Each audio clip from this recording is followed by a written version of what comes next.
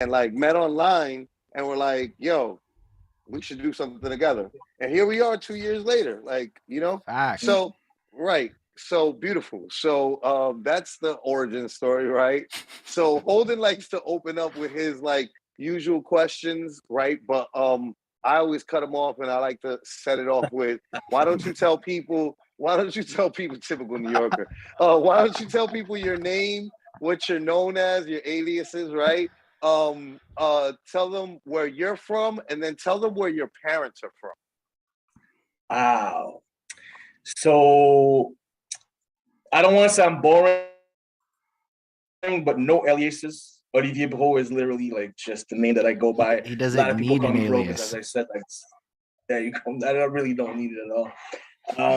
Wow, man, I've been having so many hats since, like you said, I'm 36.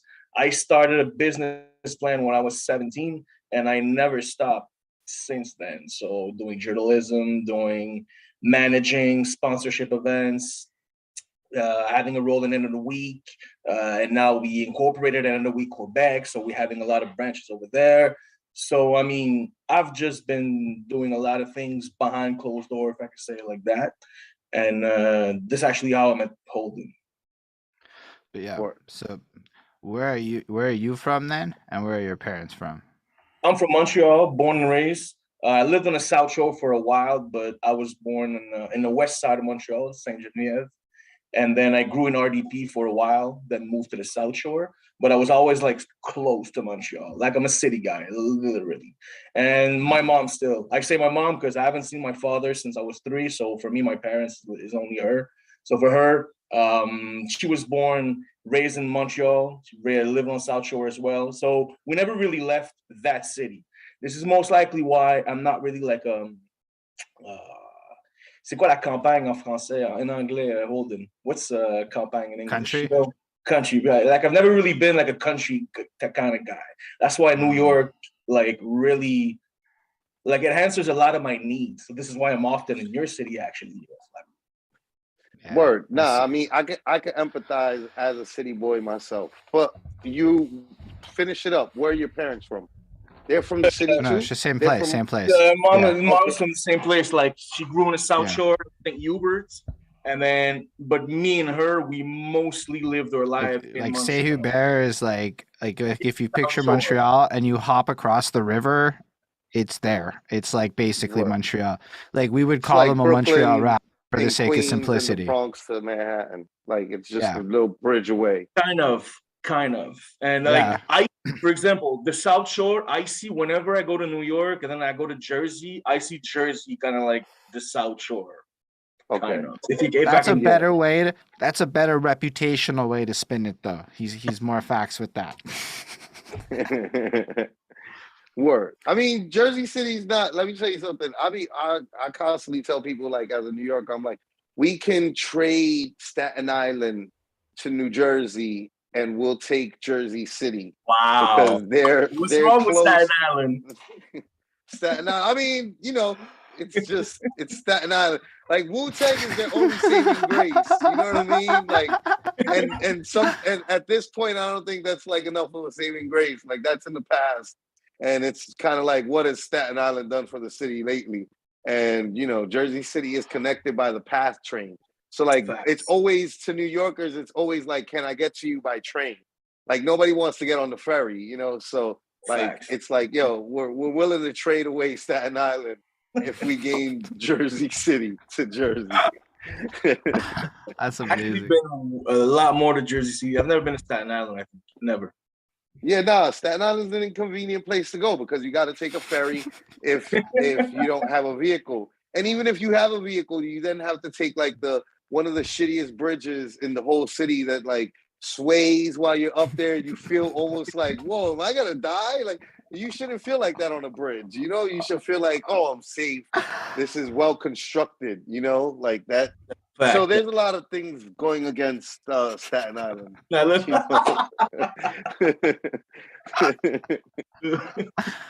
Facts. So, Holden. Yeah. So now we're going to do the proper open it up question thing. I'm pretty sure I asked you this the last time, but we're going to do it again stills for this side of the world. It's a little bit of a story. Starts with my girlfriend, and she's washing the dishes one time, and she got her phone out playing that Black Eyed Peas song. I got a feeling, ooh. She vibing, she dancing, she doing her thing. And I look at her and I go, when in the world did this song become chores music? Like, if you think about this track and you run it back about 10 years or so, middle of the night, Montreal, wherever you are in the world, because I've tested this song everywhere. Wherever you are in the world, this song is the middle of the night banger of everybody's celebration moments. And it's always celebration moments of happiness and joy. Run it 10 years in the future. The song doesn't change at all because it's a song, right? But we change so much as people that the context of how our relationship with the song evolves is that it goes from being the celebration song to the I'm doing some super boring stuff like working out or chores or whatever, and I wish I was celebrating. And that's kind of the new role that plays in our life. Coming in scratchy. Let me fix that right quick, everyone. It'll take a second. Yeah. So I'll pick up his story, right? Because I know it, right? And we like this is the way that it's supposed to be. I'm supposed to like hold him down and not leave him hanging, right? So like the way that it goes, right, is that he starts realizing like when did this become chores music? And he wants to like that's when he okay, there we go. Yeah, no. Basically, it's I don't know how far you got. Like, I don't know what you were doing with it. I was literally just about to jump into... You're in the same place. Yeah, no, I was literally just about to jump right back into where I was picking up where you were leaving off, about to start. Yeah, so apparently this is Windows 11's fault, and I just have to deal with it for a couple more months till my computer gets a patch. But basically, yeah, so it made me realize that, like, you know, as time goes on, the relationship changes, and it got me thinking about the young people. They be out there partying and celebrating right now. They don't know that they are learning the future soundtrack to their chores music in their life. Like, they don't know that when I heard Pop Smoke, it became chores music for me, because it just moves to that right away as you get older. Like, and then I started thinking about all of the interviews and the musical journeys and the way that people kind of approach the conversation, and everybody's story always seems to start in the same place. It's this like adolescent phase of, yo, I first discovered hip hop and my first favorite song, or I started writing at this age, and it's always this like, you know, a little bit into the story. And I say that because music hits us from like the very beginning. Like if you run it back to like whatever hospital you came out of Montreal and you popped out, there's probably some music playing in the room, and a little baby Olivier is kind of you know, absorbing those sound waves, even if you don't remember what that is. And like I can think about being super young, like being like 5 up in the apartment in Côte Saint-Luc and whatnot. And we got like my dad's got the gray boxes all over the living room, right? The preamp and the amp and the tape deck and the radios and the wires going everywhere to the speakers, giving us that like at home surround sound experience while he busted out his Led Zeppelin tapes and stuff of that nature in the daytime. But at the night, we have all that club mix, MC Mario straight from the clubs in Montreal live going on at night times. My mom's, it's more like, you know, Disney's and musicals and love songs and discos and this whole other vibe that's completely different. And both of these things are happening at the same time, and I have no control over it, plus the radios and all the other stuff that's happening. And this stuff really shapes you and impacts you in a huge way, all the way to your growing-up self. So with that, Olivier, I believe that's where the journey really starts. And I was hoping you could bring us back to the youngest Olivier Bro you can remember being, and break down a little bit what it sounded like to be you before you had any control over the music in your life. Wow. Damn, I was you see, when I was a kid, I started listening to hip hop, I think when I was whenever No Way Out and I'll Be Missing You came out is when I really got into hip hop. So that's what, 97, I think, 97, 98. 97. Oh, no, 97. Before that 97. 96, 97. So, yeah, because Biggie died in 97. That song was for him. So, I mean, it had to be exactly within the same year. Yep. And you see, before I got into that, I was a kid where just for the fun of it, I was doing a lot of researches, like on, I don't know, Christopher Columbus, on any kind of subject that you could think of. I was just reading books and do like work, but on my own, not for school, for me. So whenever I discovered hip hop with that song, you see that I'll Be Missing You song. And I don't know if you know a lot of French rap. And when I'm not talking about French from Montreal, I'm talking about French from France. But the group I Am is, that group definitely has kind of like the same reputation in the world Wu-Tang has, if I can compare. Yeah. And I bought both for my birthday. And from that point, I started to do whatever I was doing in all the researches in any subjects into hip hop, into raps predominantly, because I didn't know hip hop at that time. I knew rap, I knew the music, I didn't know the culture.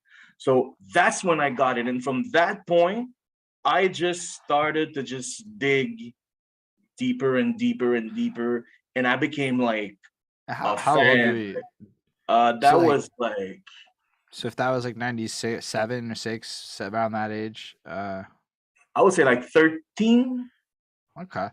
So 13, before 13. that, what kind of music was around you? Like before the hip hop hit you? None. It was See, just that's like the thing. silent.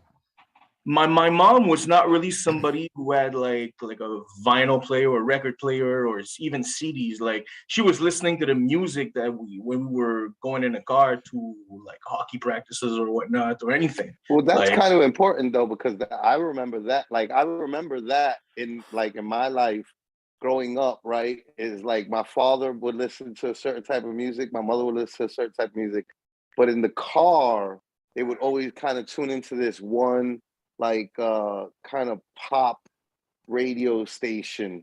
So like, was it like in the car, did she play like the pop radio station or maybe some classical music or something like that?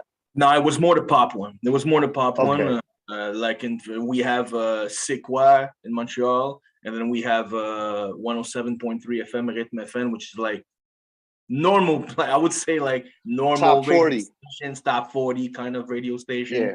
So Yeah. like Celine Dion kind of thing. Like I wasn't really. Yeah. My mom wasn't really into music, but I wasn't either. Guys, like I was listening don't to all of disrespect this. Celine Dion, guys. I'm not. No, It's I not can't. that. I can't. It's not disrespecting it. But when he says that, I picture like all the stuff that was played next to Celine Dion. So it's not her. It's just you got to picture what surrounds it. I can't. But a lot of different French and English artists were going down. But that's the musical background that I had, was like I didn't really have one. And then when I heard that I'll Be Missing You song, I started like always wanted to raise the volume whenever I heard it on the radio and my mom was there and stuff, even at home. So that's get a lot of pop play here, eh? It was all over the radio here. It was a big song, period. It was everywhere. That song was it was a big song, period. I could tell you when it premiered, right? Because where would it premiere, right? In New York City on Hot 97 radio, you know?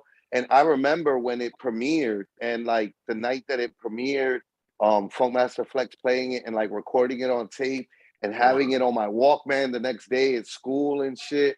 And like I remember that, but that song was really big. Like it was big when like the way that Flex played it, it was like, yo, this song, right, is like, and everybody felt like, I think we all felt so much like sadness about Biggie, and the song was so kind of like sincere but like good, like also, you know what I mean, like it was that it was just like a big song, and it played on the radio all the time, and it played everywhere, like all over the country. So it doesn't surprise me that it played like all over Canada radio. Like I'm pretty sure that it's one of the like Puffy's biggest songs ever type thing. It has to. And imagine, you knew Biggie, you were familiar. I wasn't. Yeah. I didn't even know who the song was for, but I still understood that this song was a classic. Like it was like, and it's not like, I don't even consider it one of the greatest hip hop songs now, like 20 years later. But at that time, to me, like it was one of the best songs I've ever heard. Yeah. And then the funny thing about that is that both two albums that I got at the same time, like has nothing to do. One has nothing to do with the other. But it's like you're buying a Wu-Tang album and a Puffy album. Like it really doesn't sound alike. And so my inauguration to rap music was that you can go in all types of direction with rap. That's actually kind of a blessing, right? Because you got exposed to like top tier pop and top tier underground right at the beginning. Yeah. It helped me also understand that, like, because I wasn't hearing I Am on the radio, but I was hearing Puff on the radio. So I understood that if I'm able to get an album from somebody that is not on the radio, it means that there's a lot more out there than what I'm hearing right now. And then at that point, like I Am was just insanely present in Montreal and Quebec. It's crazy. So wait, which Nas's I Am, you mean, right? Oh no. Oh no, you're talking about I Am the group that you were saying. Yeah. Right. Okay, copy. So like, yeah, and so they were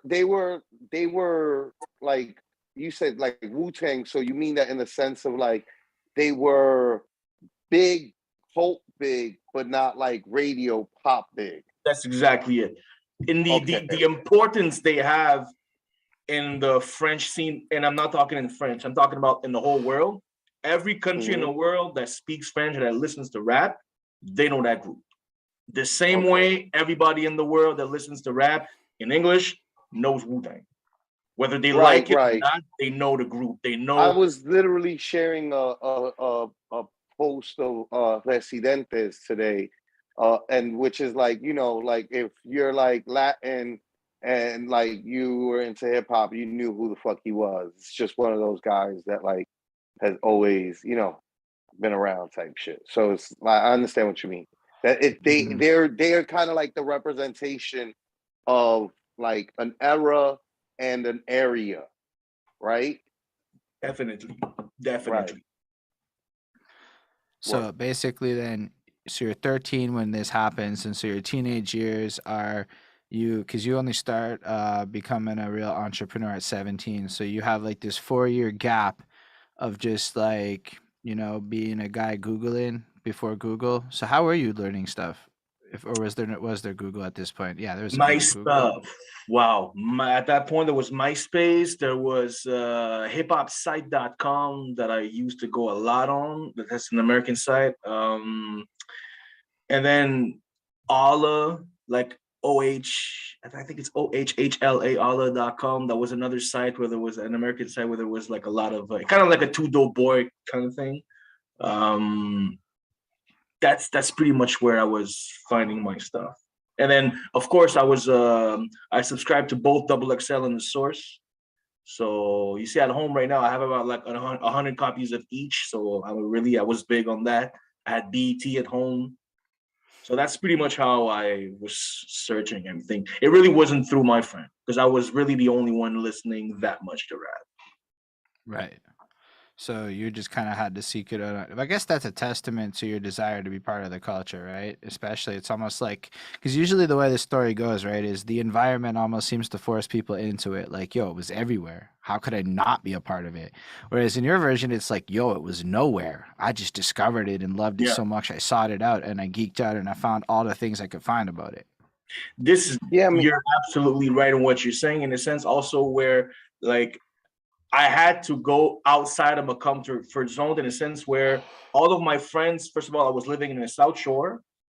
From what I understood at that point, most of the scene was popping in Montreal. So that's like, again, I was in Jersey and then it was popping in New York. So I had to take the bus and take the train. But my friends were all in the South Shore. So I never brought them with me. So I had to literally create a new circle of friends, not by forgetting where I come from, but just because I couldn't bring, to some extent, most of my friends to any of the events that I was going to, because it wasn't like big shows. It was like really underground shows on the local scene, trying to get everybody. And I couldn't bring people and then leave the person there to find other people to network with. So I was always going alone to all those places. So, and I'm not somebody who was really like all over the place. Like I'm a little shy depending on the situation.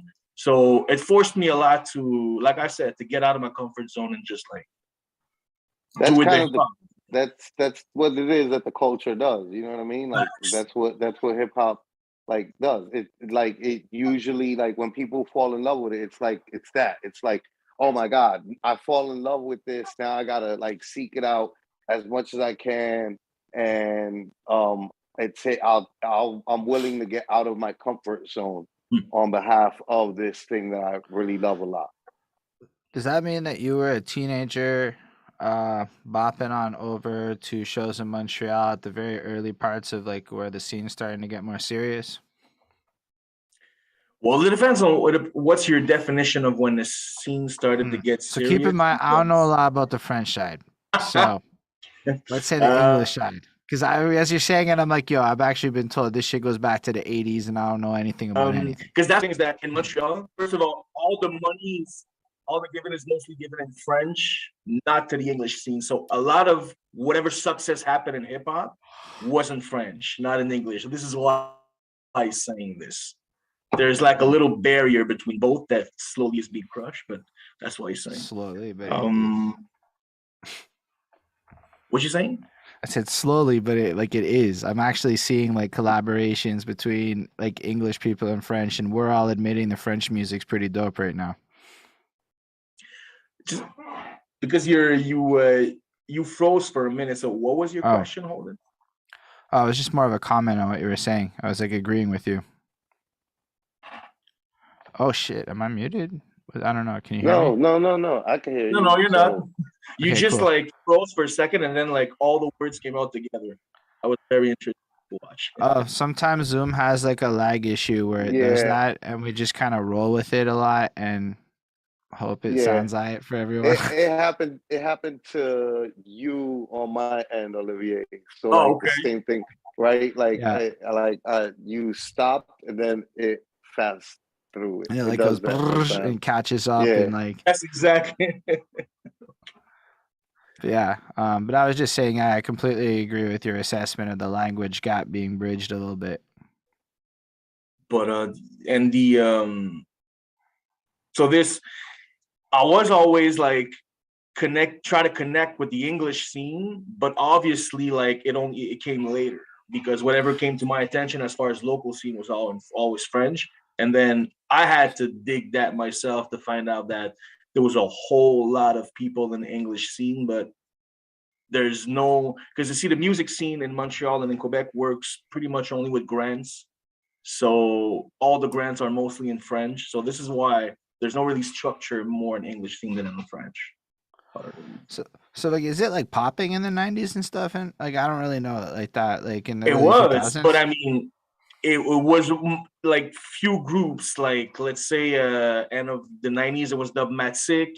Then beginning to there was Sans Pression, there was Mazayan. There was like 3 or 4 groups that were really popping. And the thing is that they were popping, but they also had major label deals, which it was kind of like a first. But other than that, the scene itself wasn't really big. It's only in the last, like, I would say 10 years that really, if I talk about the scene itself as a whole, that in both languages, they just like started improving. Right. That makes sense. So you're going to shows and whatnot. And then you said at 17, you became like a more of an entrepreneur. And like, what kind of creates the migration into that? See, at that point, I wanted to be a lawyer, and I was in CJEP. And the thing is that I was becoming a CD addict at that time. That I started to buy a lot of records when I just started to get in CJEP. And I was always having a problem going, let's say, to an HMV, and then whatever record I wanted to find at that point was too underground to be there. So I couldn't find it. And then I was going to more underground spots. But then if ever I wanted to buy, I don't know, a Busta Rhymes album or Little Wayne, like it wasn't there. So I was thinking at that point when I just turned 18, I was like, why don't I create something that would like bring everything together? Because people are always saying like, hip hop is this, hip hop is that, but hip hop is not one thing. It's so many things. So I wanted to create like one place. But at that point, it was mostly about the music, just the rap, the CDs and the vinyls. So I wanted to have something that had all together, everything. And then from that point, I started to do a market analysis and interviewing local artists. And then my point of view of the project with those experiences grew into a bigger thing. Because I was also like, I've always been a student of hip hop and rap from the moment that I got that Puff Daddy album. So I was always trying to get more knowledgeable in that, but also trying to have a business in that, because those were my 2 passions. And this is how I got into that. And this is also why I did all the things that I did. I don't want to be a journalist. I don't want to be a project manager. I don't want to be a man. None of that. I'm an entrepreneur who likes to be around hip hop, and instead of having like jobs here and there, I want to stay in that culture. I froze, I think, eh? Yeah. You did. Nah, and then it did the catch up thing, but I understood it. So I think I'm just used to it. So like my brain can just like, and unpacks it. And I'm like, no, I hear you. But no, I appreciate what you're saying still. It's like, I think it's interesting too that you want to work beyond the labels and confines of the particular roles and then just be like, it's almost like you want to do what needs to be done when it needs to be done rather than worrying about what it is. I've never really been worried about what it is. I've been, you have to worry, like you have to take in consideration what is around you. But I mean, even if Quebec is a small place, like I've never been in a situation where I didn't think that we could succeed here as a hip hop scene because I'm in Quebec. Even if people are, because that's the thing in here, Flacko, is that a lot of people in the hip hop culture in here, they consider this a plan B, like a side job. So this is one of the reasons why we don't really have a scene or a culture, because where you're from, people are always on their grind. And if they want to achieve something, they understand that they have to accomplish something. They have to work for it, not where I'm from. Right. That's what triggered our whole thing last time was you saying that. And now I'm just saying, nah, he's right. We spent 5 hours getting into it. He told me that you guys had a back and forth about the work ethic of artists and rappers and like their level of like whining, which is horrible, which is something that I agreed with him. That I was like, yo, as somebody who's had to organize and keep rappers like focused on like a goal, like as somebody who's like put people together and tried to get like multiple rappers to a goal, to an end, like it's incredibly difficult. It's incredibly difficult. Like people just don't have that like for work weird ethic. Reason. They don't have that. They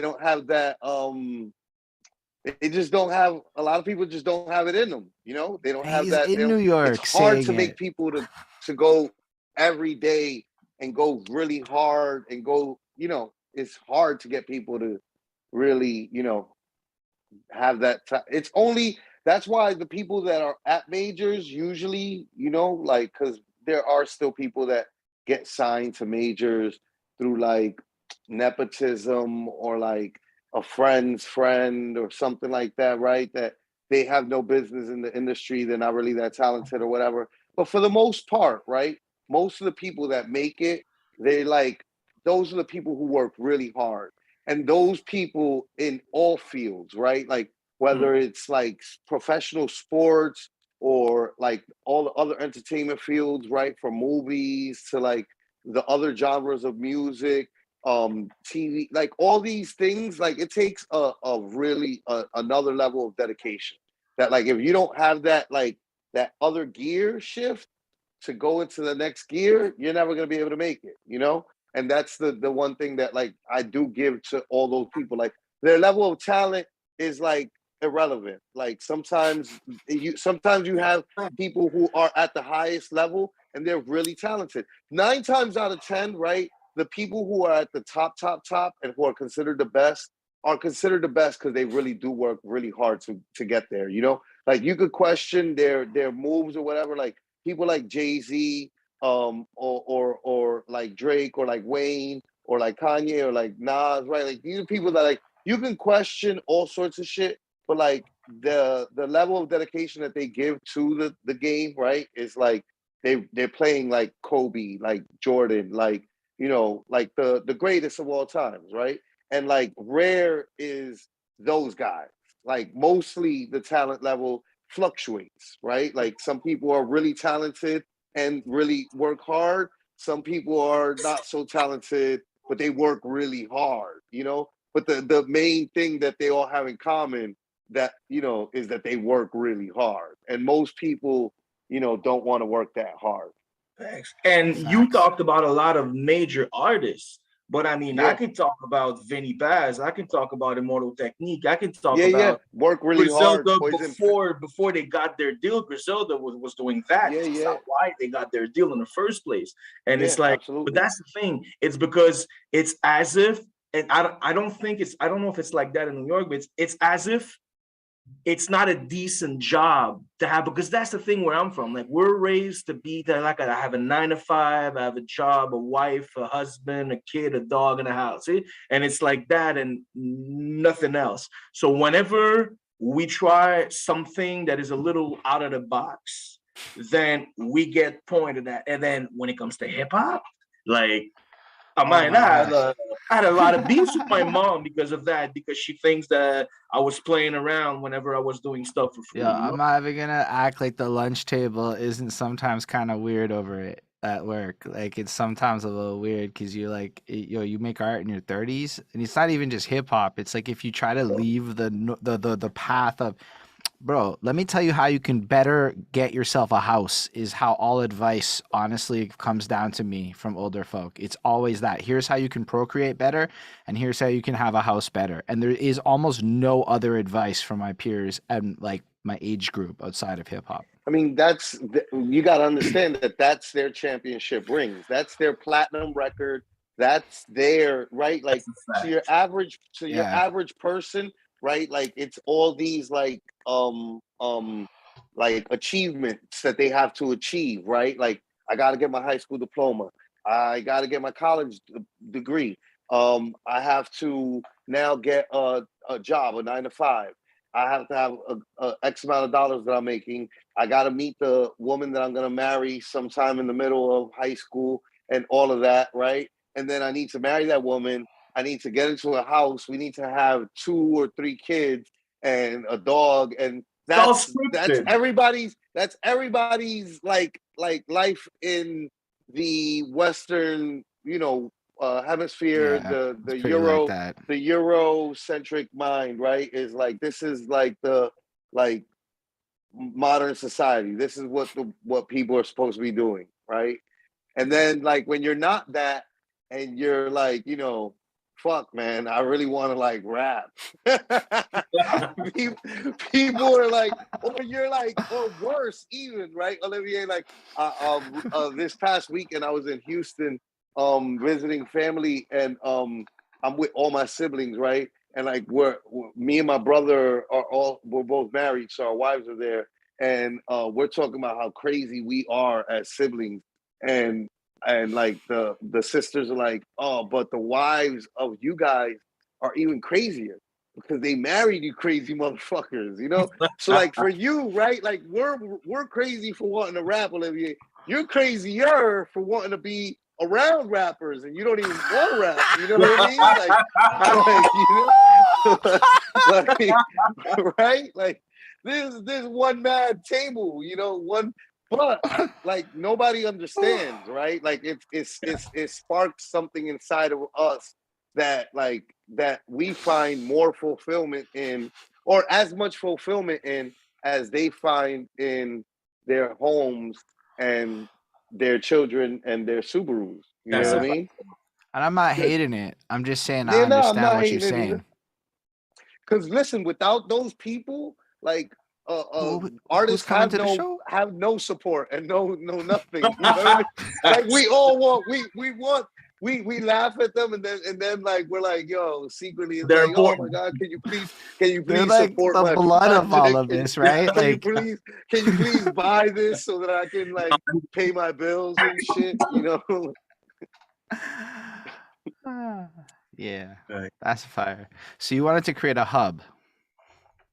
We wanted to create, but see, that even the word hub is something that I had more in mind when I was working on reopening it for the pandemic, the hip hop cafe. Like, a hub, I wasn't even thinking about hub right now. At that point, it was like, mostly about music. Right. It was not about events. It was not about. So hub is too big, but let's say a music hub, like a music hub, just on that. It was more of a record store. I'll be honest with you.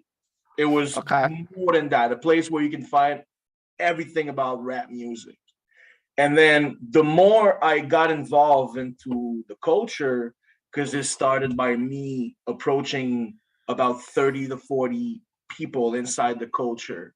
And then at that point, I was like, what does a rapper do when he wants to be known? He raps, he drops mixtapes, tracks, and then eventually drops an album. Well, I'm going to do like the business version of it. Like, I'm going to just start getting involved in different things, managing, journalism, and stuff like that. That led me to 10 years later open the Hip Hop Cafe. Right. So question, in the middle of that, right, in those 10 years, is that when you came across EO Dub and End of the Week? How was it that, was that in that time frame, or was that after the cafe? That was before. The cafe was in 2014. I started to be involved in EO Dub. Actually, the first year that they got into Montreal, they got into Quebec, I think it's 11 years ago now. So we're what? We're 20, that's like in 2011-ish. I opened in 2014. So as of 2011, I was already going to all of the events. And then slowly after that, I started to be a judge in a lot of events. And then I became an official judge. That was like my first entry. And also that year that, because I think at that point, the World Finals was in New York that year. So I was managing Monkey at that time. Okay. Monkey was the Quebec champion, so we came to New York together at that time. So that's the 2011 is the year that I got into End of the Week, and then from there on, I didn't know really the people like the extended family that much. I started like the first time I met the extended family was when the World Final was in Montreal. I think that was in 2015 or 2016. But before that, it was mostly through Guillaume, through Benoit, through the events. And I just found that it was like so different. Nothing. And I've seen like so many rap shows at that point that was like completely. So you were mostly familiar with like the Quebec scene of EO Dub, and you hadn't really came to New York or experienced like EO Dub in New York. You are correct. Absolutely. Okay. Like I was sometimes going to New York, but I had no idea what EO Dub was. Like really. Right. And then from the moment, because Benoit and Guillaume are also, they were involved in the hip hop scene for other projects. So I knew them for those other projects. And I just started to hang around them more with this End of the Week thing. And then we're now family. Right. Copy. No, that's really dope. And when you were attending the EO Dub Quebec scene, is that when you came across Monkey and started managing him, or were you already like, did you already know him from like your personal like friendships or group of friends or something like that? I met Monkey when I was doing, because I opened the Hip Hop Cafe in 2014, but about like 10 years before I started doing the market analysis, as I was explaining. And then I met like 40 people in that range of time. That's when I met Monkey. And at that point, I don't know if you know that, Holden, but he was with Logix, and they were kind of like a lot of people were saying at that time that Monkey was in a sect. Because he was in a what? He's a big topic. That's not a word in English? Okay. No. It's more like, like I believe what you're trying to say is a cult. Yes. Yeah, like a sect. No, a sect. I know it. Oh, is a sect a cult?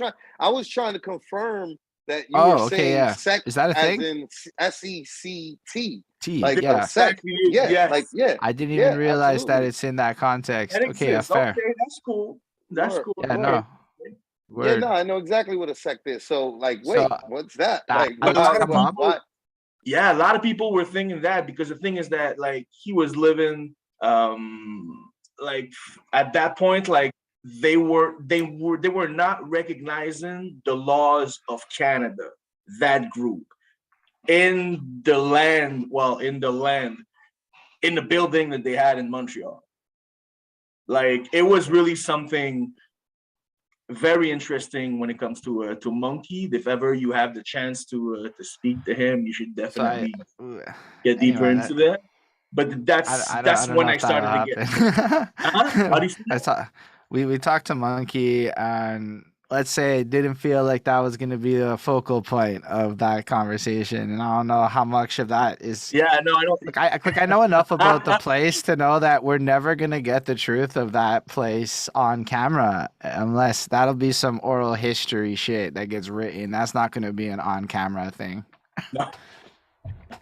But to answer your question, no, I've known Monkey for a couple years before end of the week, and it's just that Monkey he was always into freestyling before that ever happened. Like he was part of Community, and Community is a live band that every Tuesday what they were doing is that they were improvising, but the band and the MCs every time. So he was familiar with that. So I got in the week, and then I knew the MCs in there too, so I knew the quality of the MCs. So I understood that end of the week was something real, definitely. Word. Copy. All right, Right. so 10 years in pickup, you can, right? Like that's where you left off. Is you were 10 years into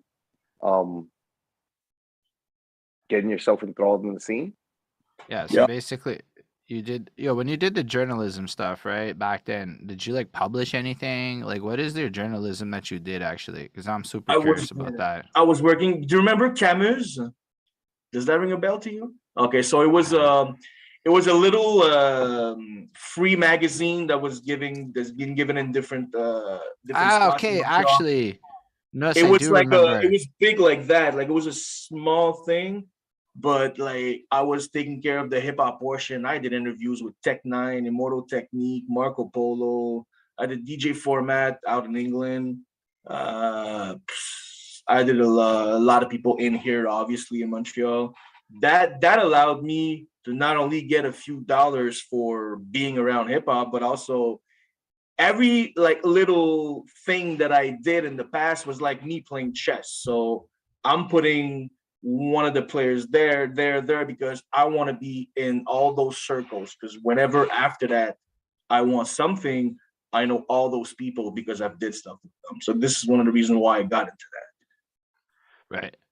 And so from that point, then you go through, you discover end of the week, and you're going to all the events there. You're networking, you're doing your thing. Are you at that point involved in any other projects, like as you're building up to the Hip Hop Cafe? But like, what else are you kind of up to during that phase? Is that when you're managing Monkey actively, or? At that point, yes. Altogether I did like 3 years of managing for Monkey.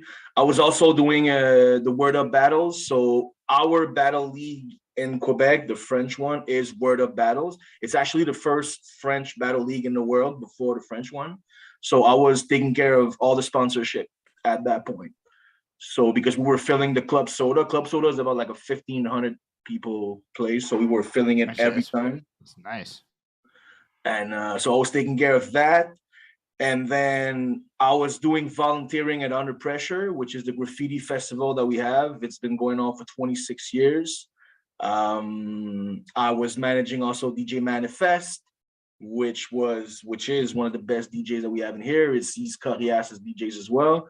So I mean, I was doing all of that, and I had a blog also called the Hip Hop Cafe. So like a lot of years before I even opened, I had a blog called the name of the business that I wanted to have. So that's why whenever the brand came out, like everybody knew about it. And I was doing like video clips of 16 bars capsules where I was doing a little interview and then the MC was spitting 16 bars. So I was doing this like 12 years ago, 10 years ago. Nice. Yeah. That's like, and that's a wild thing. Is that, do you have all that footage and stuff? Like, does that still exist? It's on YouTube. I could send it to you. Yeah, it's still on YouTube. Yo, that's a treasure. So basically, then you open up the cafe and you have the experience there.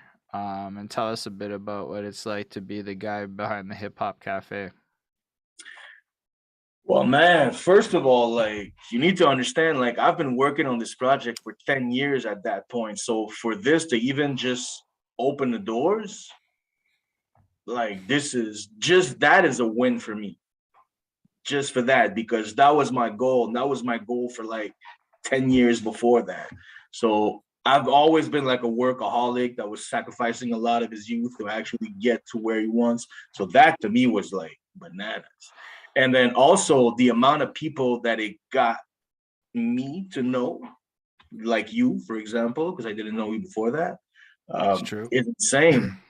So I met, because the thing is that in Montreal, like there's so many diverse little cliques and different kind of all types of hip hop you can imagine, like that allowed me, being behind that counter, to discover a portion that I didn't know, because I was familiar with whatever typical Quebec rap was, but I mean, whatever is always promoted is always the same artist. It's always is a very white promotion, if I could say it like that. So artists for the communities are not necessarily represented. So I was like, okay, finally I'm able to see like there's youth classes, and then Concordia has a hip hop association, and then like it allowed me to just network. So for me, that was a blessing.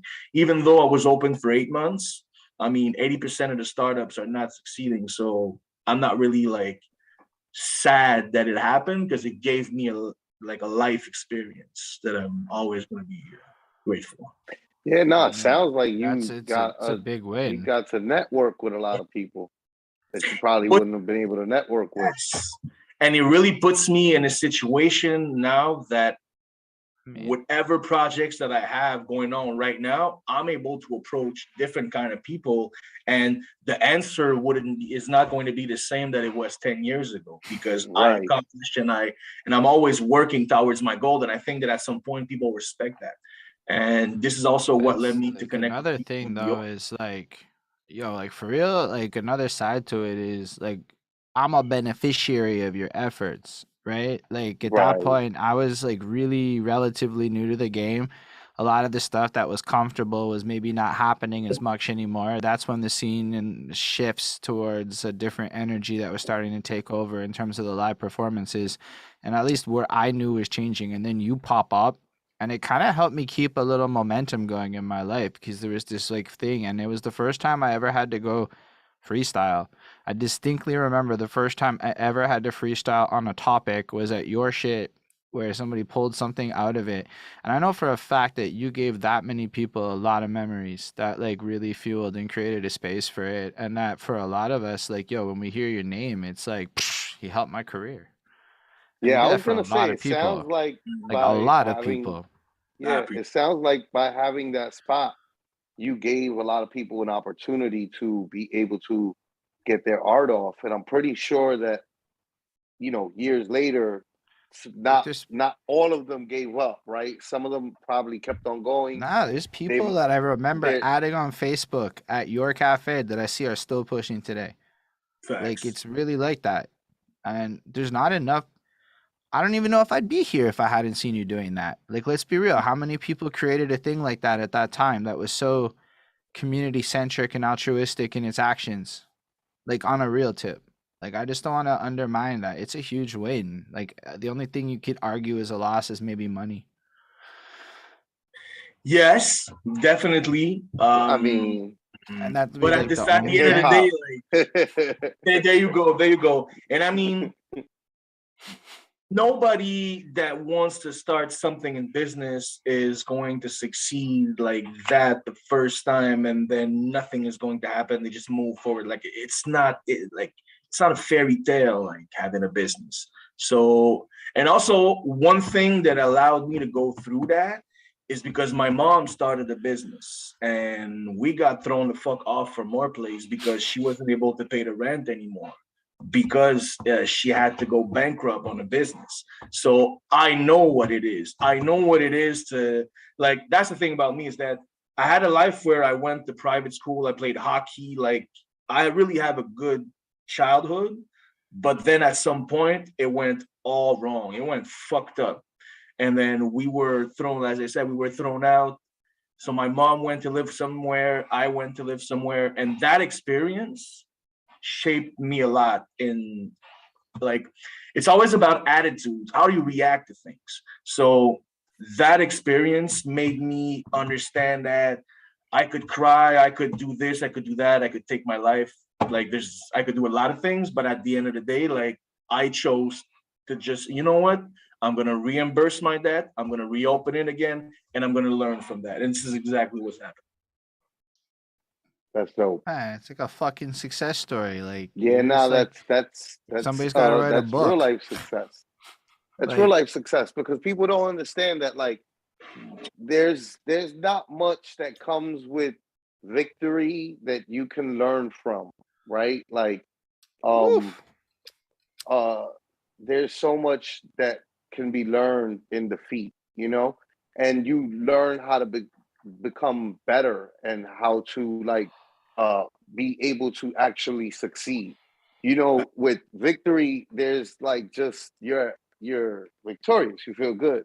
That's it. Like, you know, after that, it becomes like you know, well, now you got to win again, you know, and it might turn into that pressure, right?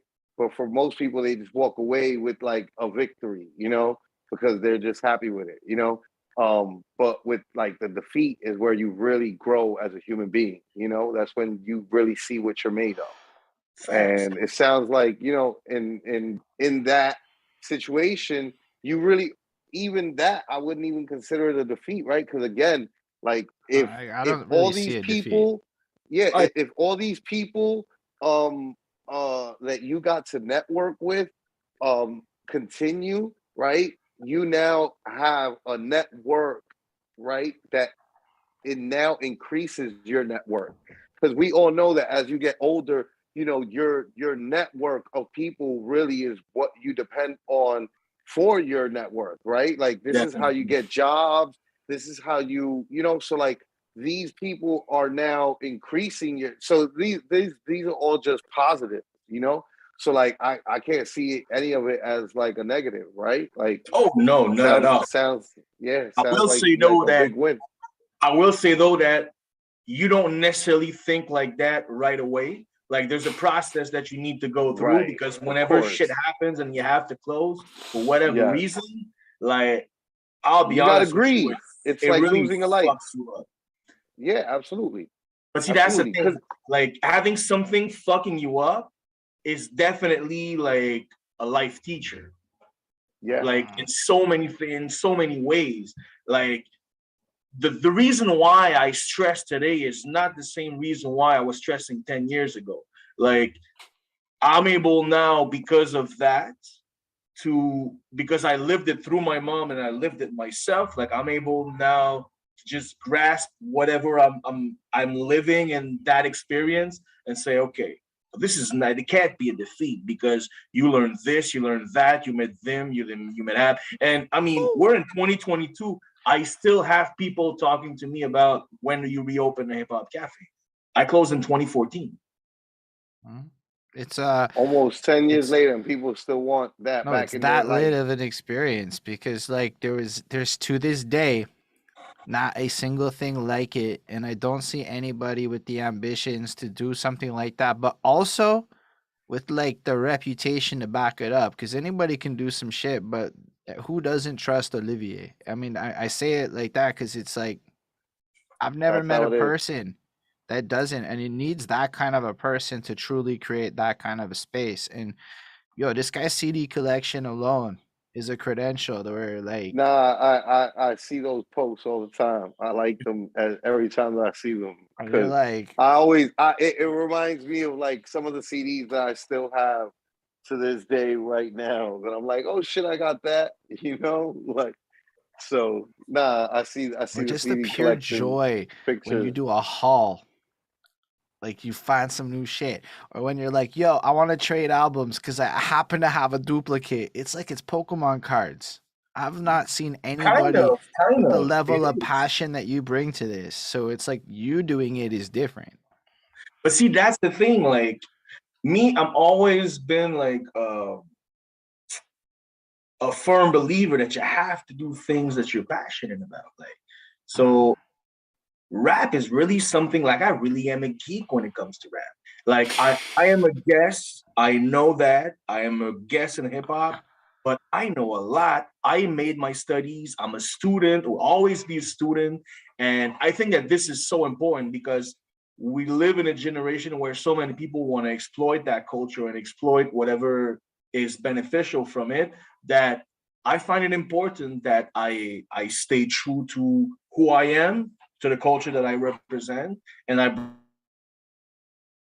bring back those two elements to the forefront so that I'm able to go see corporations or go see other businesses and have partnership and not feel like I'm like being corny with what I represent as hip hop or stuff like that. Nah, at all. I respect that. Work. I don't know. It's like one of those big I don't know. ones. I don't know who couldn't respect that, right? You're just like left with. There's no follow up to that. We gotta let it resonate for a second. but yeah. So like after the hip hop shop, what direction did you take yourself in? Oh, see, life got a little interesting after that, in a good and a bad way. So you see, when that happened, first of all, like I think that because I did have a depression in the last 2 years, but I think that this is when it actually started. Like when I closed the shop, and then a few months later, I broke with my girlfriend, so I left. All this, literally, like it kind of started to fuck me up a bit, and then I went to live with my best friend, and then one day I walk in. And I really like, I'm saving you a lot of the story, but I'm walking and the cops are greeting me because he hung himself in a closet. What so that literally, plus me losing my business, plus me like not being with my girl. Yeah, no, it sounds like you had a lot of losses. Yeah, definitely. Those are a lot of losses. So my mom at that time used to live in Toronto. So I just left Montreal, left the job that I had. Before I went to Toronto, I found a job, moved there, lived at my mom's, lived there for 6 months. And during those 6 months, I really trying to resource myself. I don't know if that I wanted to resource myself because really, like, I was lost. I was like, that's fucking you up. Like, I don't know. I don't wish nobody to walk in a place and then the cop tells you like your friend is still there. I really don't wish that on nobody. And that fucked me up. So moving away for 6 months was really great. But then after 6 months, I was fed up of being there. And Toronto's a very expensive city. So I moved back to Montreal. And at that point, I was like, kind of knew me. I restarted again to get into radio stations and be a host there. And then I started back to get involved in hip hop. And I started because the passion was always there. It's just that I think that at that point, I just needed a break. Because me, that's the thing. I'm a tampon. Like I absorb. And then at some point, like, need to just like let it go and throw it out. Right. I appreciate. I've never heard anybody say that before, but that's a good one. But that's the thing. I think in French and I talk in English, so this is why sometimes. But that's a fire way to invent new shit. Let me tell you something. I still have like I'm not the person that's like hanging out with a bunch of like people that speak Spanish and like kicking it in Spanish, but then there's still certain words that I think of. I'm like, there's just a Spanish word that I don't know how to translate into English. I don't know the English equivalent for this Spanish word. Like, this is just a word that I know from Spanish that describes a thing that I guess only people that speak Spanish care about. That's the thing when you're bilingual. It's like you think in one language and speak you think in multiple languages, you know, and you can't always express yourself in just the one because you're thinking in all of them because you have all of them in your brain, right? So totally understandable. So what happens, I guess, after that 6-month period? I come back and like I said, like I get a new job in here and then I'm just like, okay, I'm like, you know what? I have to start thinking about reopening the cafe. And then my thinking was when I left Montreal was that I'm just going to clear all my debts and then I'm going to start again. So I don't come from the streets. I've never been in a situation where I had to be there. So my way was 9 to 5. So my job that I have right now that I still have, like I started working 60 days straight and then go 2-3 days in New York. 60 days straight, then go 2-3 days in New York. I did that for like almost 3 years. And through that, I got to know my family in New York a lot more. But also I got motivated again to really start getting out of those 9 to 5s. Because for me, it was always like in the meantime. It was never like something that I want to have a career in there. So that's the focus that I had. And then at that point, I started getting back into where I was before. So I started booking for Under Pressure. So Under Pressure, as I was saying earlier, it's one of the biggest graffiti festivals in North America. They've been there for 26 years. And it's Holden is where the Fluffs are. You know where the Under Pressure. Yeah, no, I actually booked you 2 years ago. You did, and then that was the first time I performed at Fluffs, and it's a crazy moment because, this is how I see Olivier, right? You go to Fafoons and shit, and there are like 7 people at the place because it's COVID, and then we're performing to a virtual audience. So shout out the 7 people that saw that shit, and he's one of them, right? Everywhere you go, he's just there. He's one of those guys where when you go to some shit, it's almost like you just expect to see a guy in some polo in the background. Low gang. But yeah, so like no, but that's the thing about like when I say that I've seen a lot of shows, like I really like I'm not lying. I've seen a lot of, and I think at that the random locksmith concert that to this day I think is one of the worst turnouts I've ever seen to an event, and it was like locksmith, so you'd figure it would be like more people, but when you counted out the people that were there to like be involved in the show, it was like Olivier, me, and like 8 other people, but Olivier was there, and I'm like, that's fucking wild. He's everywhere. But I mean, you're the one who brought him, eh? No, I had nothing to do with it. Yeah, no. Yeah, I mean, you're being a locksmith. Of course, I'm gonna go see locksmith, but that's because I'm a geek when it comes to rap, and this guy is like a god when it comes to lyricism. So of course, I had to see. That was Max Mupese, I believe. Who did yeah, that. You are correct. You're right. But see, like, you're always going to see me in those events. Like, I was at the CL's event last time with BK Brooks in Turbo House. I could be.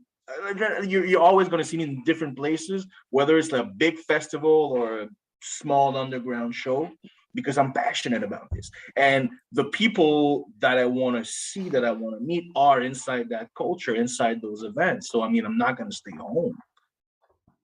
Yo, that's crazy. That's the reason why I was telling you, Holden, you need to get out of your house. No, I have been. I swear. I know. No, you're right. You've been doing it. I'm not gonna stop streaming and like give up my life of per course se. Not. But I did restructure shit where Holden definitely since I met him to now, like I've seen like I spent the whole summer at the park, you know? You know what I mean? He was out at the park trying to. I mean, I know because the thing is that I get it. Girard Park is not like where shit's at. I understand that, but like somebody got to make it this spot, and I'm gonna be the guy, and it's just gonna be the guy. I'm not telling you to I want to. No, but you're right. It's to go to other stuff. So like I have been making that. Like I went to the Makeway networking event. I found out Shabo was performing on Saturday, so I'm gonna go purchase my ticket to the Shabo thing. I mean, I'm booked the weekend after, so that's fun. I'm gonna go be the performer. But then the day after, the Gray Era is up at Belmont, so I'm gonna go cop tickets to that shit. And that's the new flex, right? Like, is to really be out there because I've done 175 interviews, and in the last clip we were watching before we like came over to the Zoom, it was you going on about how to meet a manager, and me being like whatever about it. But at the end of the day, after talking to everybody from anybody of any tier, it's literally if you're not there, nobody can see you. And you know what? I decided I just like the internet's not real in relationship land. It's a real thing, but the relationships aren't real. I had to go meet Flacko in New York, or else it wouldn't have felt as real. You know, like it's. And I hope you're coming back soon there. I mean, we gonna figure out ways. Soon is a relative term, but yeah, it is in I conversation. also love like soon as I can get up to Montreal without like having to take a shot. You know what I mean? Like I'm down to like go back up there. I had literally just came from Montreal in 2000 and right before so 2019 was that COVID Yeah, hit? Yeah, 2019. 2020. yeah. Yeah, because No, 20 well, he was here 2019. It was the Oh, year you were like there in 2019. 2019. Yeah. Okay. I was here. I was there in 2019, November of 2019. Yeah, like the first couple of days of no. I spent my honeymoon in Montreal. It Are was, you serious? Okay. yeah, no, absolutely, beautiful Okay. city, beautiful city. I'm going back for some fucking oysters and foie gras as soon as I can. Like, you Yeah. know what I mean?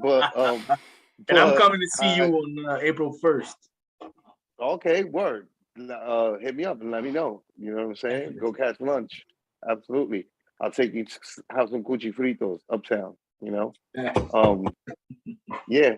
No, but yeah, you're right. You know what I mean? And I think Holden um realizes that as well, right? Like I didn't really put much pressure on him at all to like come to New Nah, I York. mean, This was like him on like his. I opened actually, up he the made a door Facebook and I post. He made offered. one Facebook post, and I caught that Facebook post, and I'm a firm believer that this man absolutely means what the fuck he says on Facebook, however preposterous I might feel about a certain thing.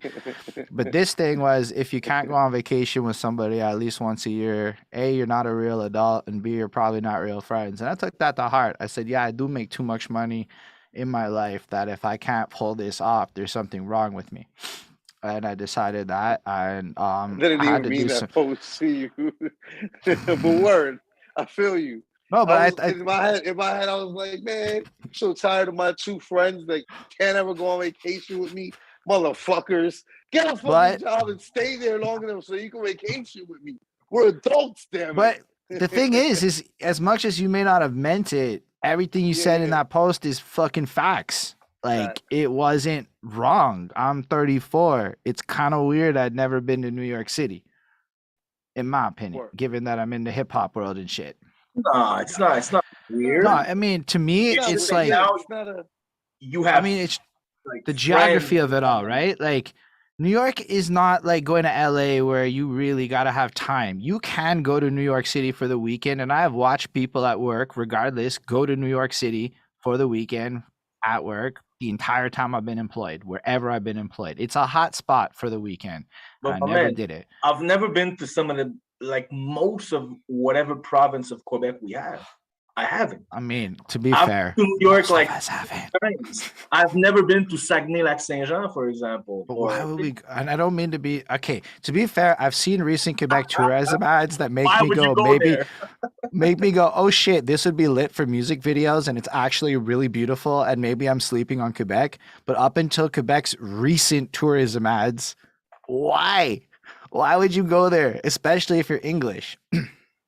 You know what it is that nobody really like. You're never gonna fantasize like your backyard like that. Nah. You know that's what happens a Even lot too. You know, Ontario is like it's there's like Ontario. look in New York City, right? I like when I was doing volume one with the Liddy Bros with Jess.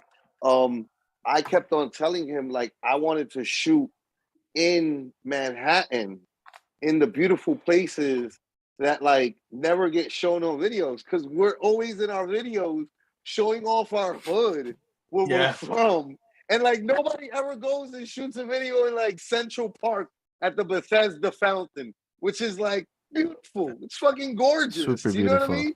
Like it's just shit that it's just like, why isn't this in music videos? You know what I mean? But it's just like we don't We did see that guy at Times Square. You don't really appreciate your own backyard as much as like you're gonna always covet. Everybody's always gonna look at like, oh my god, Paris, it's beautiful, like or like just any city that you're not from, right? You're gonna fantasize about it more than your own backyard. But see, for that, I always feel like in Quebec it's worse for that feeling. And when I say that in Quebec it's worse, is because we really have a weird relationship with success as a whole and with money. Like As opposed to, let's say, in America, where like it's the American dream, get as much money as you can and then build your dream. Like, we don't have that same relationship. So a lot of times people have to be like big elsewhere in order for us to just accept them and accept their stardom and accept the fact that they're dope. K-Tronada is producing everywhere in the world.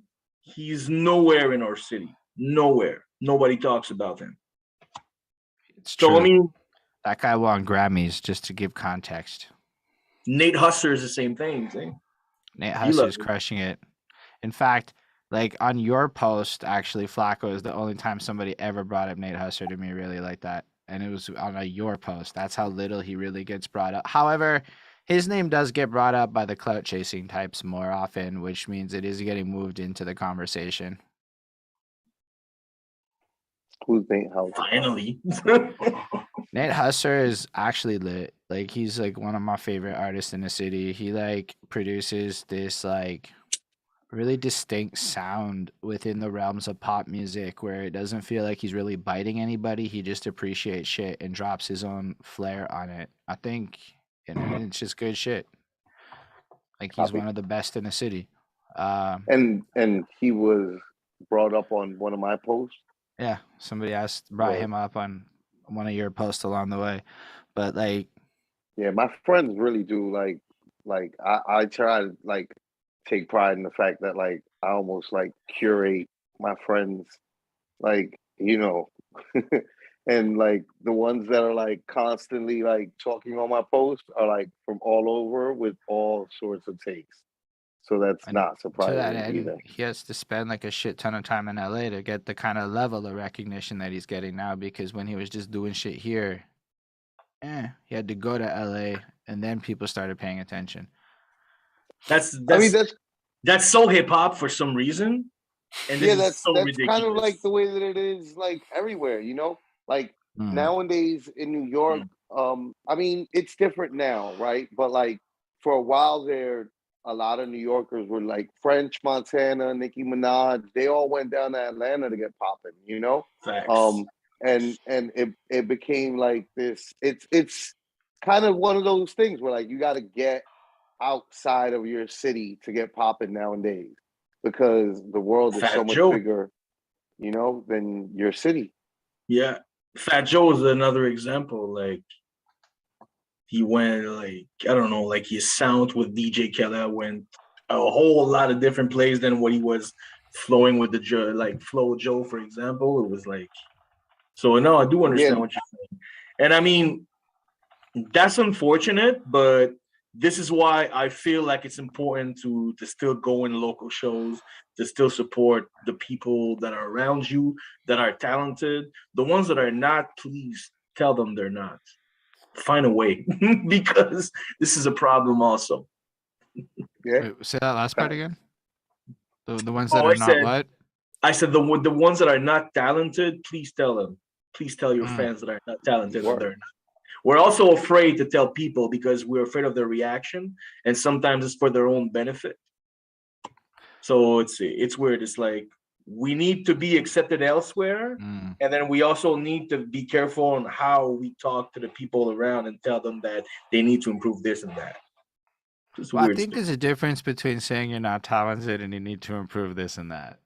That I would say, I'm like, I feel like sometimes people take the "you're trash" thing too far, and then like those people end up.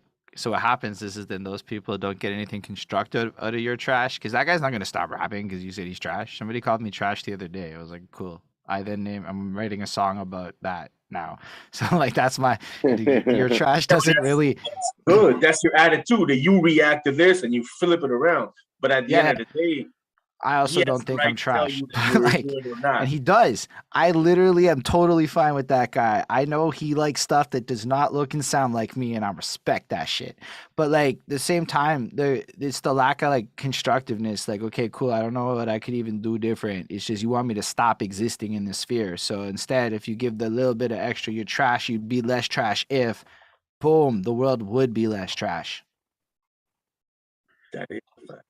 That is a Because big I fact. do a lot of feedback and coaching shit in my life, and I have to work with people. Sometimes I can't go into detail, but trust, outside of Montreal shit, like other cultures and stuff, and like, yo, you can turn not trash into, like, you can create not trash out of trash if you, Yeah, in a leadership role, people can work at actually do the framework. Like what y'all are doing with end of the week now, and with the kids, is creating a framework. It's like, it's not complaining about it. It's like actually doing something. But honestly, the you're trash, fuck that, gatekeeping shit created people like me that could have gone a vulture route if I hadn't gone course corrected.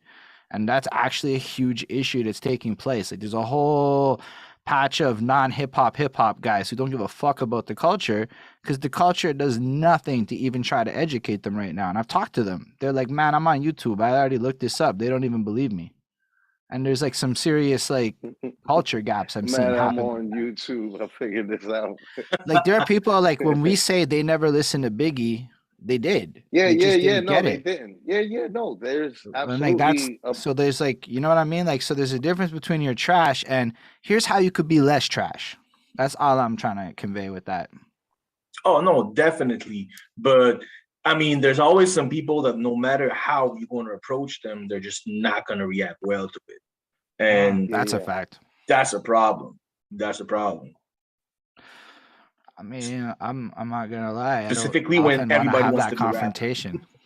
Yeah, yeah, It's yeah. it's hard to That, engage with a bunch of people, and especially when you get, yo, what do you think of this? I'm like, I don't know if you want me to tell you the truth, my guy.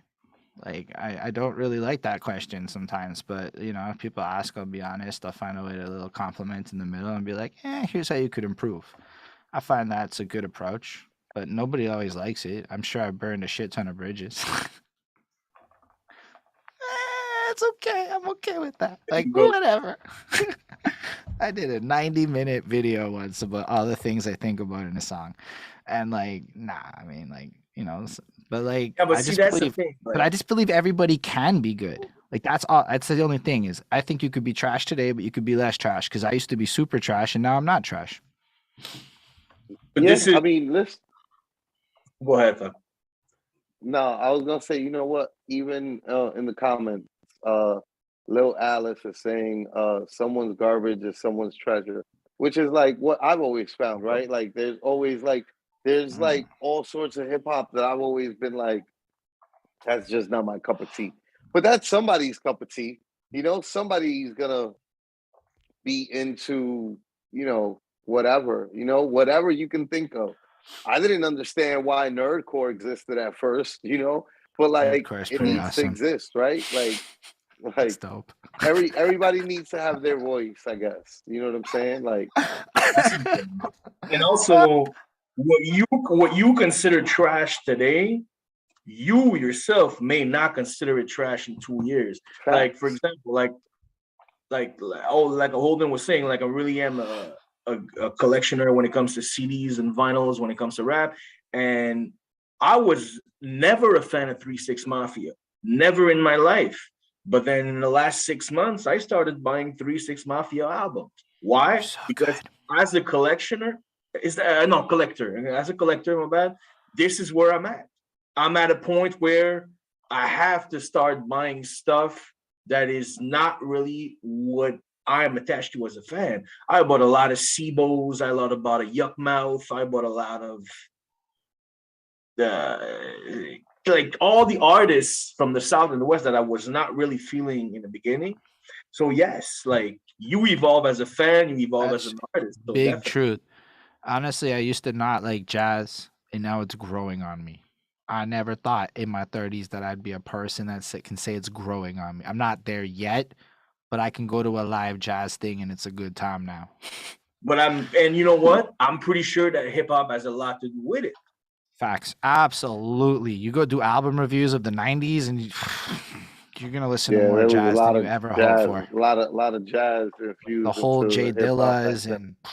and Tribe. Mm-hmm.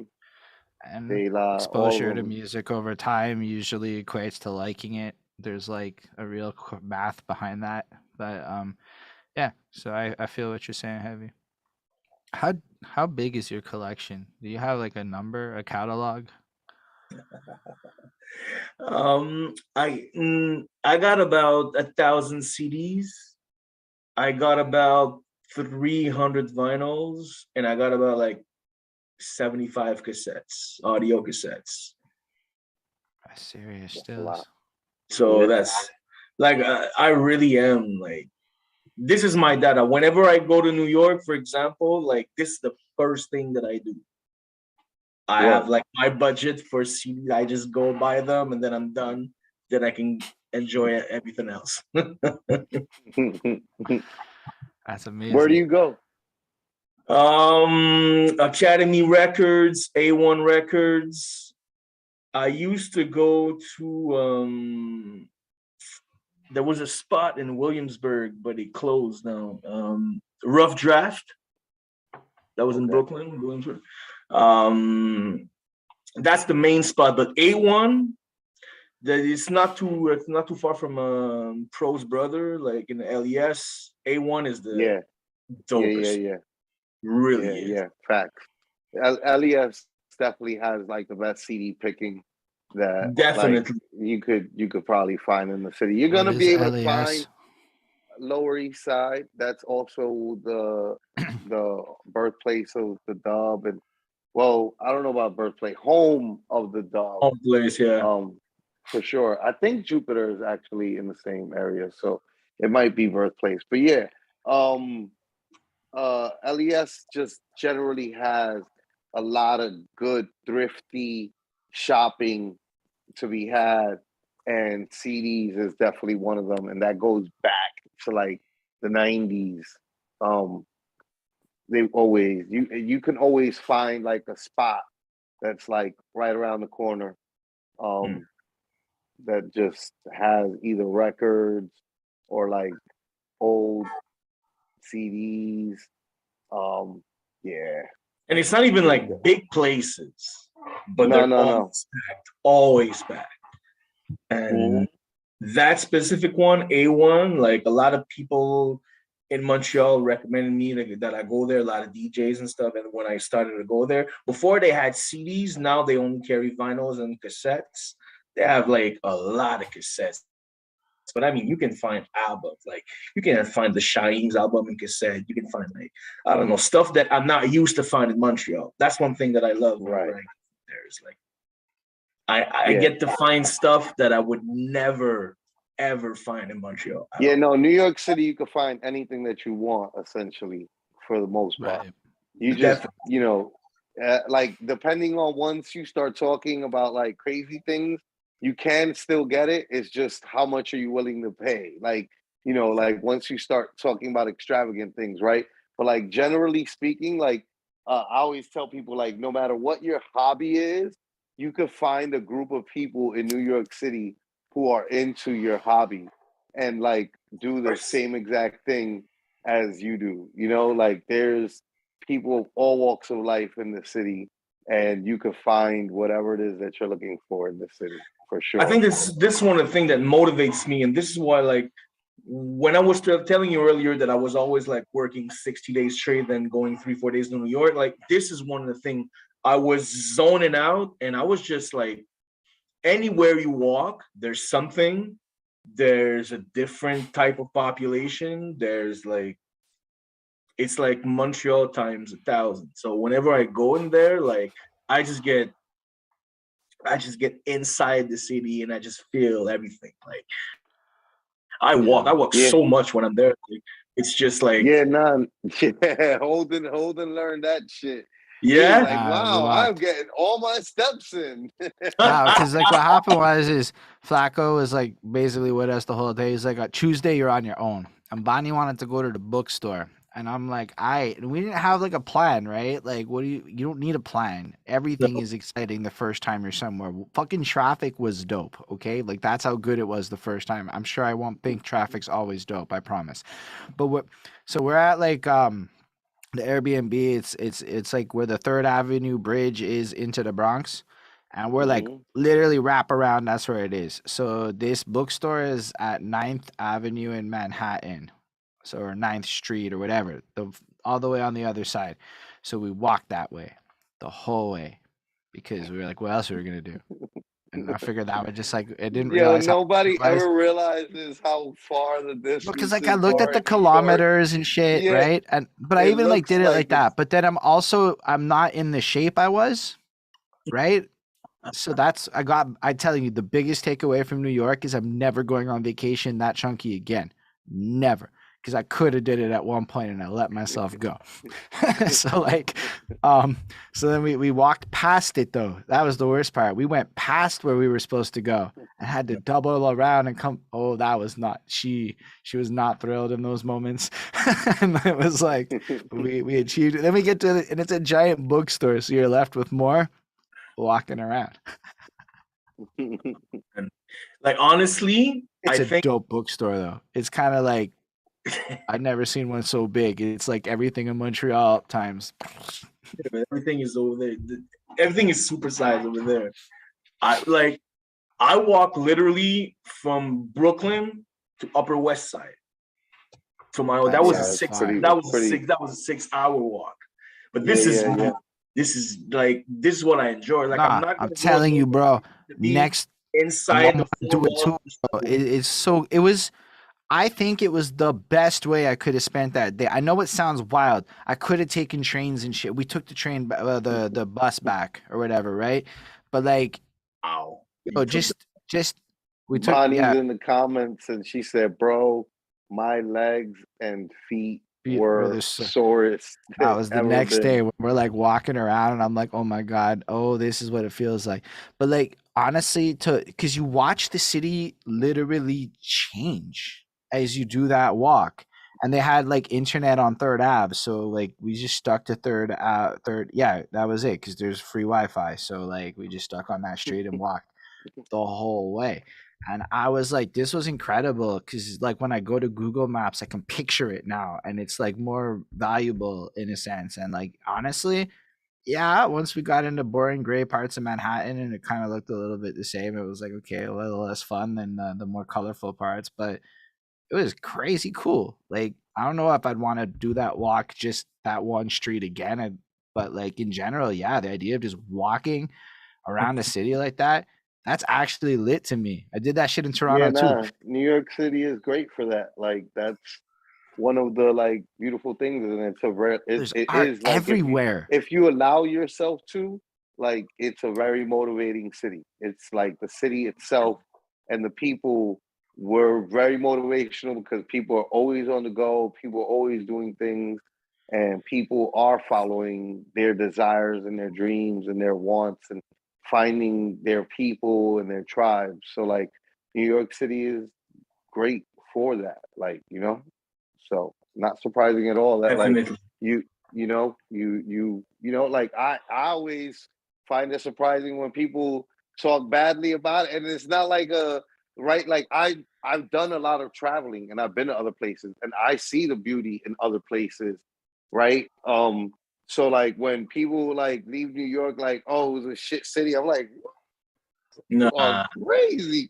Like you allowed a bad moment to like dictate your whole time here, and you probably came with the wrong attitude.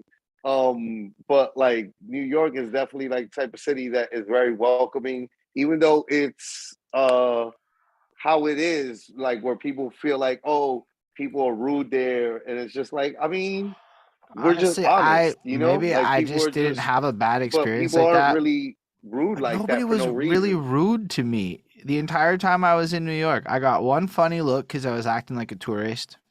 Fair. But like otherwise, nobody was rude. I encountered no rudeness in my at all. At all.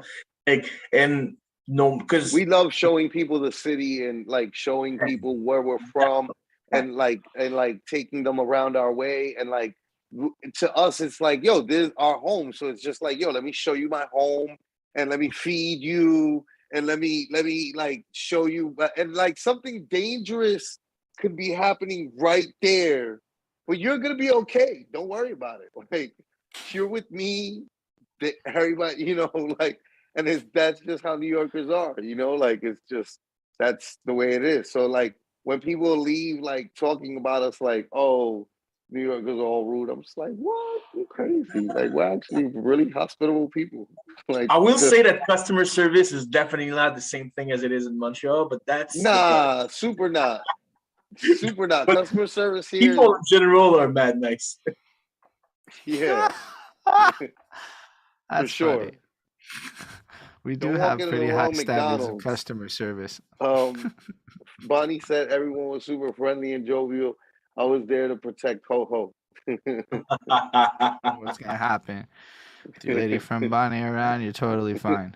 No, for real though, you might think that, but Bonnie is one of these people that you could put her in a room full of the most hostile and dangerous people, and she will be their best friend within 7 minutes. I don't It's doubt really, that actually. she has that ability. So it's weirdly like you are kind of safe around her because I can be annoying and I know it. Wow. Wow. I can be annoying. Not always safe. I can talk my way out of most of it. Having Bonnie around, it's like a lucky charm. Improves your odds and shit. Gets you out of situations too, I'm assuming. I mean, usually they don't happen. We're relatively boring people in that regard. I'm not that dramatic. I try hard. Now, I'm even bad at the making fun of my friends thing. So it's like, but I have one like big question that we cannot forget because if not, I feel like we'd be doing a whole disservice to being on the End of the Week platform. End of the Week Quebec is doing this ridiculously interesting thing with kids in schools right now. And I feel like you should break down a little bit what's happening there because while I'm watching it a little bit, you're like directly in the middle of it, filming people and stuff. So, yeah, let us know what's happening with that.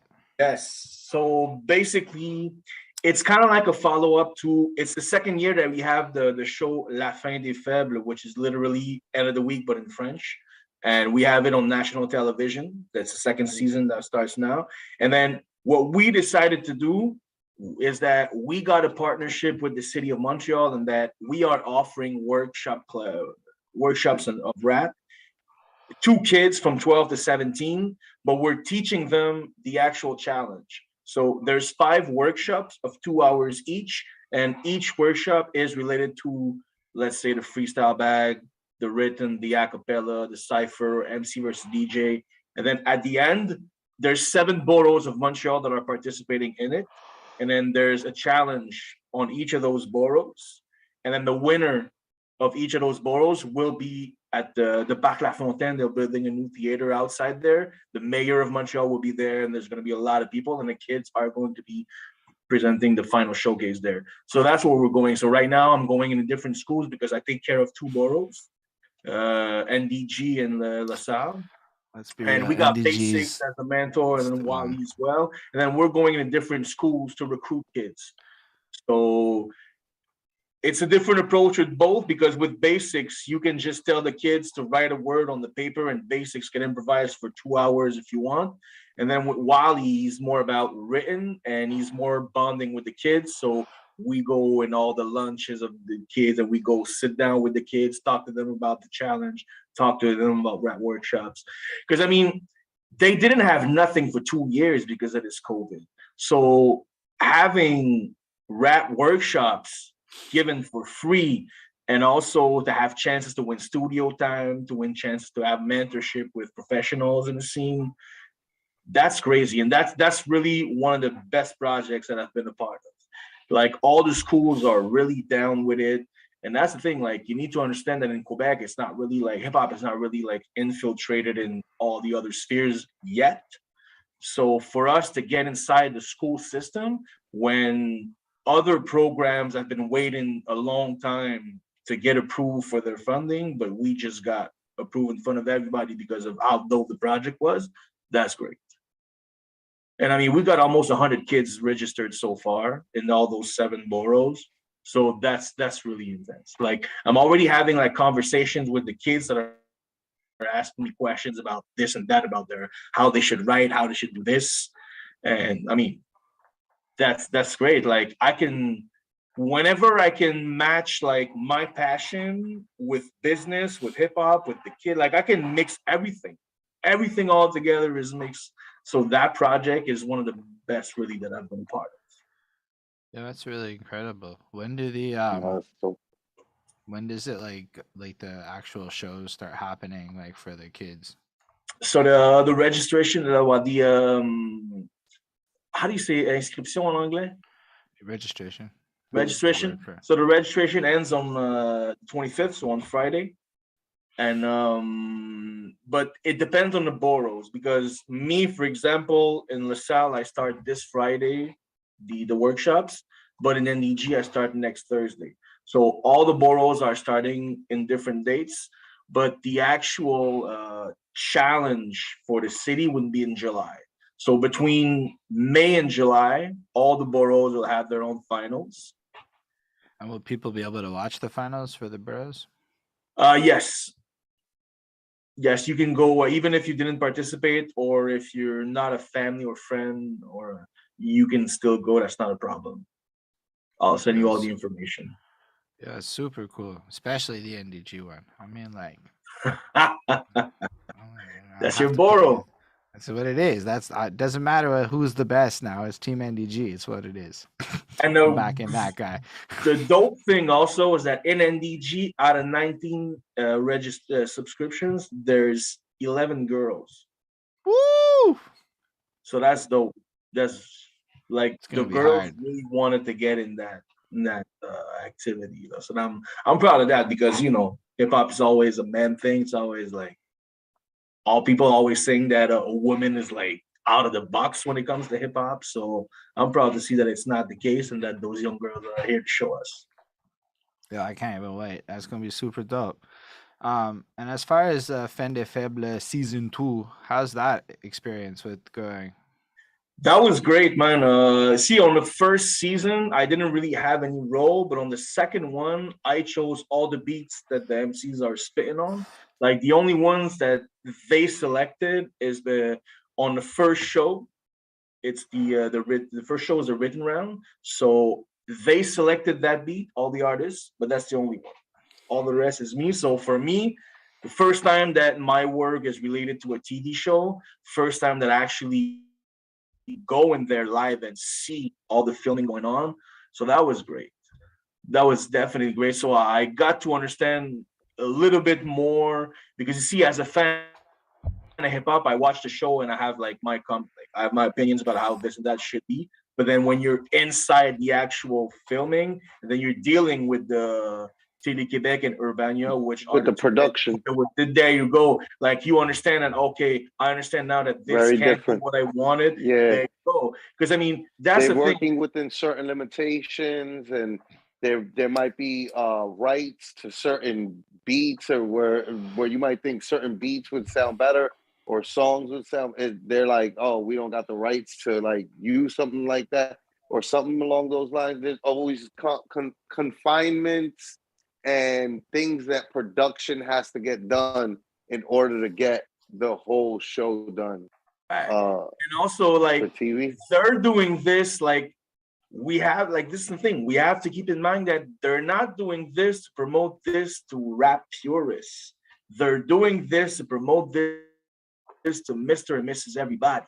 So that means your aunt Solange, or your aunt whoever her name is that lives up north in Quebec, that's also who you're targeting, because you want to show them that this has as much its place as any other content.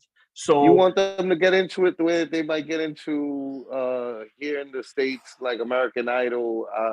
I don't know, up there you guys might be into like The Voice or some shit like that. We do have similar thing, yeah. You know, like the point I'm pretty sure we like, were just into American Idol mostly too.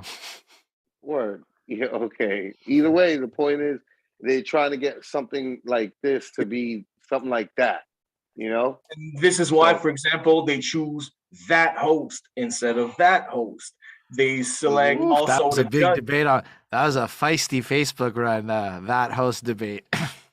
Yeah, because the thing is that he's usually not seen around hip hop at all, and hip hop being a very conservative culture, like sometimes for the wrong reason, like like it's like because he's not usually in the culture, it's as if he's no longer a good host and he doesn't know how to host a TV show. Because you can host 1,000 shows at a club if you want. Hosting a TV show as a whole nother thing. Like it's not the same thing. Yeah, you don't absolutely. interact the same way with a camera than you're interacting with people. Like you're always, sometimes you start the same scene 10 times because something bugged. So I mean, it's a whole nother world, and being a part of that show. Oh my gosh! So that's why it takes like a million years to record, because like you got to basically get your perfection. So like, just hypothetically, if a rapper fucks up, you would just redo the take type thing. But man, you froze there. that's the thing. First of all, nobody really fucked up. I froze there. Yeah. Okay, you're good. Nobody really fucked up. I heard you. It caught up. No, I'm good. No, you're good. No, you're nobody good. really. You're good. Okay. No, nobody really fucked up. But you can't really like when you mess up in the middle of the rhyme, like you can't really like do like whatever you want with the movie, the film. You have to restart again. So yeah, I would think that they're gonna keep within the confines of the show. I think that those 20 takes that he's talking about is probably like the host's hair is like standing up in the wrong way, or the host flubbed a word and said the wrong word. They got to do the takeover again. You're right. Like it's more the participants. It's more the host than the participants. You're right. Yeah, so it's like the logistical side of it. Logistics side. Because he has to look perfect, and the contestants, if they mess up, well, I mean, that's part of the show. I get what you're saying. Yeah. I would say it's not really the way that he looks. It's more like the host is going to say something. He's not going to like the way that he said it. And the guy was very like, the guy is a pro. The guy has been running shows for a long time. And I mean, major shows that airs on major time on television. This is also why they selected the guy. So he says one sentence and then he says it again and he says it again, sometimes 5 times, 6 times. And then we just have to watch him. It's funny because sometimes the MCs, they have to wait before answering the question because the guy is like starting 7 times in a row. But the MC himself, the only time that they started again is when they actually talk in interviews. But so whenever it has to be like polish because this gonna be aired on TV, then I see what you're saying. But that's super nifty to think about. Like, I mean, I don't think when we watch TV we often consider that in segments like that you may be watching a host say the same sentence 9 times in a row to get it perfect, and that makes total sense because that's really what needs to happen to make this the best production, and a good producer is going to let that go down because none of us might be thinking that makes any sense. Yeah. And sometimes you look at the facial expression and you don't necessarily understand why, but it's because it's the 7th time that he does it, or something just happened before they took that scene. So no, it was very interesting, honestly. The thing with that is that we don't have 100% of the choices when it comes to the participants, though.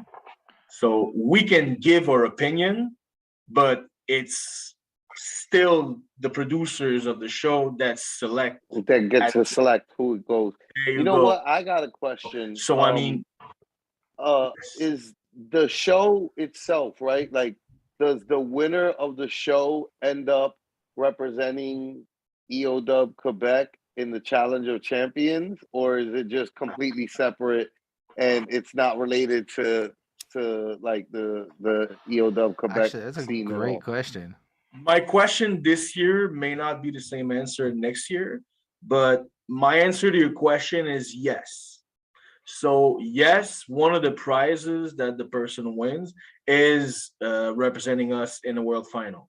So last year, Jam, the thing with, I don't know how it's going to go down next finals, but I don't know if we're going to have like 2 persons representing us, but there's really like 2 champions that technically speaking are going to the finals.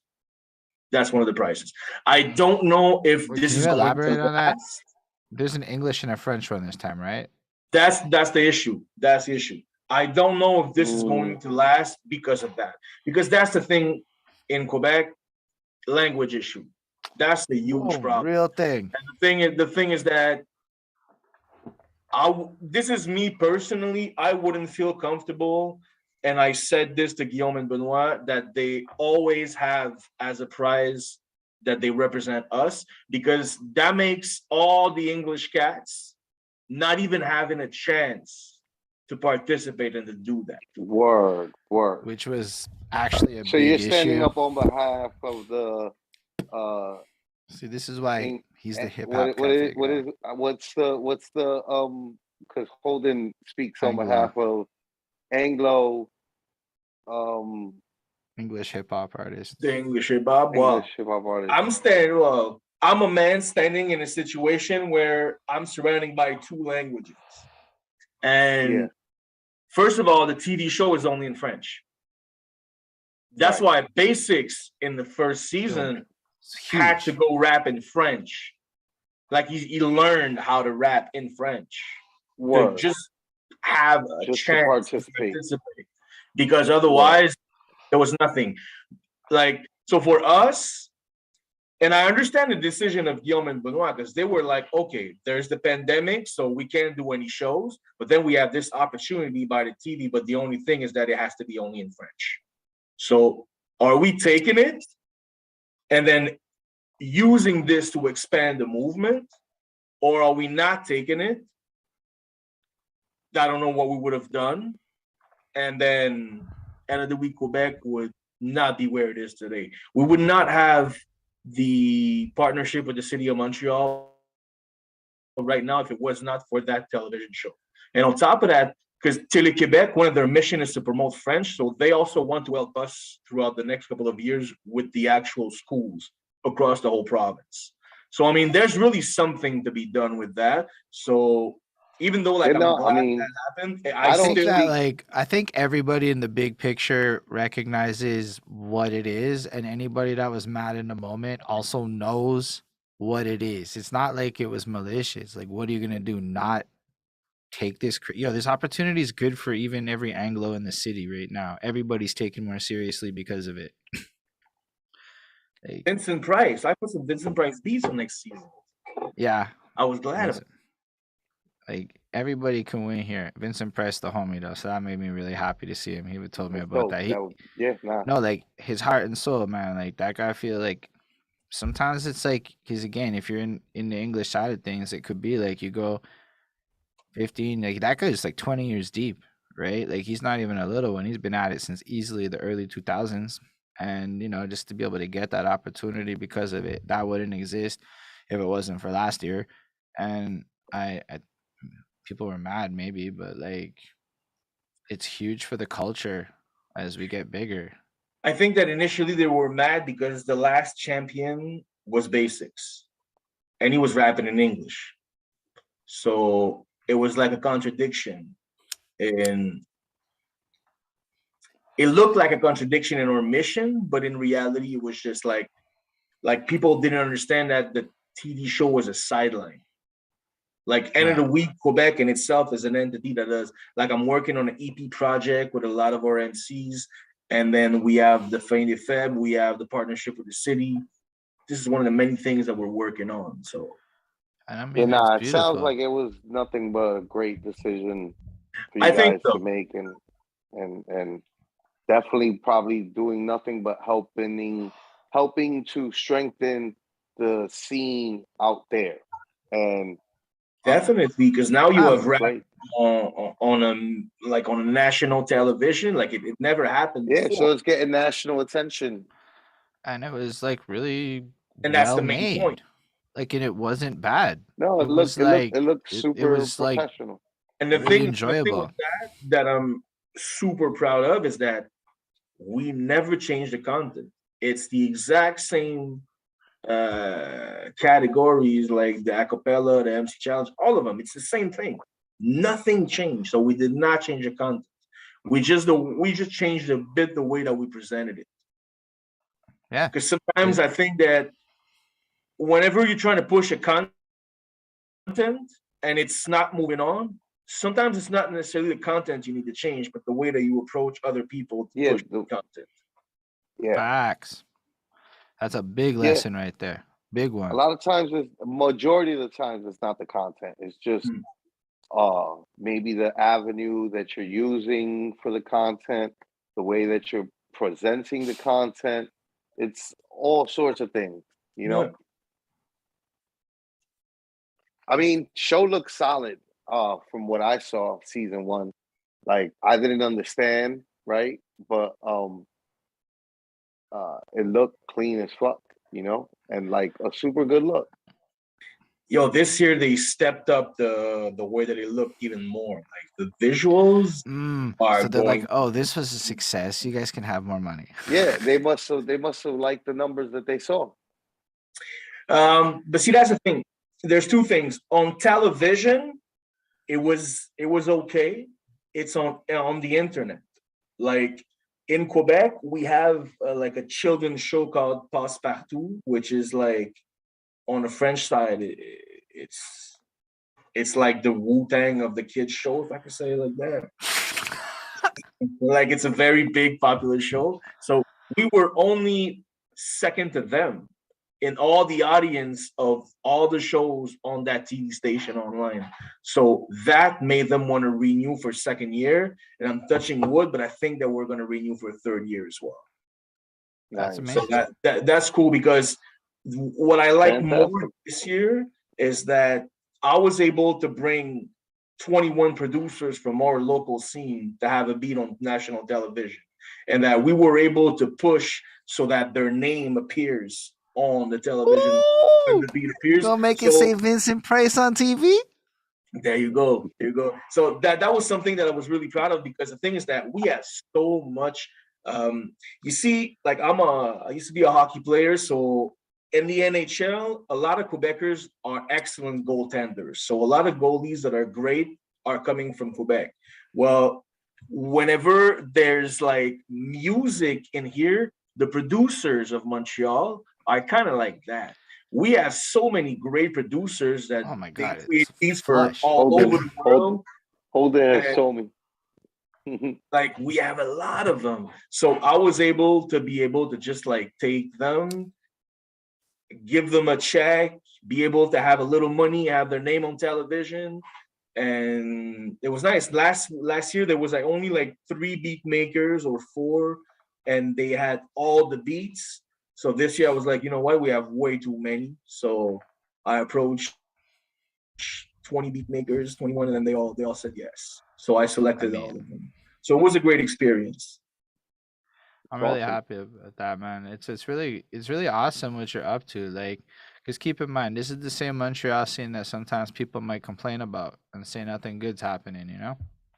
So I mean, Olivier Bro exists as a contradiction to the naysayers. Like, but that's the mentality that I was saying earlier. Like, we have, I think, and I'm sorry to say this, but I think that we have a small people mentality a lot of times and a lot of things. And facts, I think that it's good for you to just want to get out of there. I just think it's like inspiring a lot of people to just keep seeing people make moves, because the more people that make moves, then it creates a different kind of attitude that becomes just as contagious as the hatership. It shows the next man that they are capable of doing something as well. Once you do something, it gives everybody else the inspiration to be able to follow their dreams and the things that they want to do. And I think that this is something that is universal, because whenever I see, for example, Propane, like Propane, man. And one of the things that I admire from him is his creativity. Like he's always thinking about something to make whatever he has better. And this is universal. So that being said, like, I think that all of this made me in a position where I can say, for example, I want to organize an event in New York. Let me holler at Pro. Let me holler at all the other people that I connected with. Let's organize something. So this is something that End of the Week gave me, the family portion. But also, I think that hip hop gave me that drive and that. Like my mom and hip hop both, because I mean she was a great influence on me on that. But like it gave me the motivation and the drive, even though sometimes I lack confidence in myself, to just like push and then go see those people and have opportunities to create for myself. Yeah, that's the legend shit in you. You know, like when they talk about the people behind, you know, when they talk about Montreal hip hop in the future, your name's gonna be brought up. Is all I'm saying. That's not like a sounds doubt in like my it. mind. Sounds like it. Way more than the artists, because you do some real ecosystem shit. I mean, at some point you're coming back, I think, with the V2 of the Hip Hop Cafe and the manifestation of real life. I do not believe you're a man to be deterred. So whatever happens with whatever happens, it's going to appear. And when that happens, man, you just may be the dude to create the hub that creates the thing that turns to the spot that boom, boom, boom. And then everybody like, bro, if you didn't perform at Hip Hop Cafe, are you even an artist? You know, you're going to be that guy. Appreciate that. I am coming, like, I'm never going to leave the Hip Hop Cafe aside, but I am working on the version, like a kind of like a remix, but I'll bring 2.0. Yeah, like, the thing is that with the pandemic right now, I was like, okay, is it a good solution or is it a good decision to get a lease of 3 to 5 years? Because usually in restoration, it's minimum 5 years that they take. So in uncertainties like we are living in today, or what I could do is take the concept that I had and do pop-ups with it. And that would allow me to not only have pop-ups in Montreal, but I could have one in New York. I could have one in Toronto. I could have one in Miami. I could have one like right. Nothing you could is bring that shit to NDG. That was included in Montreal, but yes. So yes, that's what I'm working on. Same thing. The Hip Hop Cafe was pretty much like a one-stop shop, and then the restoration and the coffee portion was just a different way to bring people towards hip hop, as opposed to a bar or something like during night, because everything presenting hip hop is always like a show at night, and it's one thing. So I wanted to have like an alternative for that. So the pop-ups will be the same thing. So you'll have a little bit of merch, vinyl, CDs, stuff like that. You'll have different brands. You'll have MCs, DJs. You'll have a barber. You have a sneaker exhibition. Like anything that is related to the hip hop culture, so that you can have really like a 5 hours of a hip hop experience, and you want to stay from the beginning to the end. So that's what I'm working on right now. That's actually really fire. That's like, yeah. And on top of that, you're working on helping the kids become super MCs. But really, you're doing what every like top level corporate CEO wishes they could do. You found a way into the high schools to get the children on board with your brand in a legal, clean capacity. That fuck it, it's honorable as fuck what you're doing. That's wild shit, man. You breeding future hip hoppers up in the city.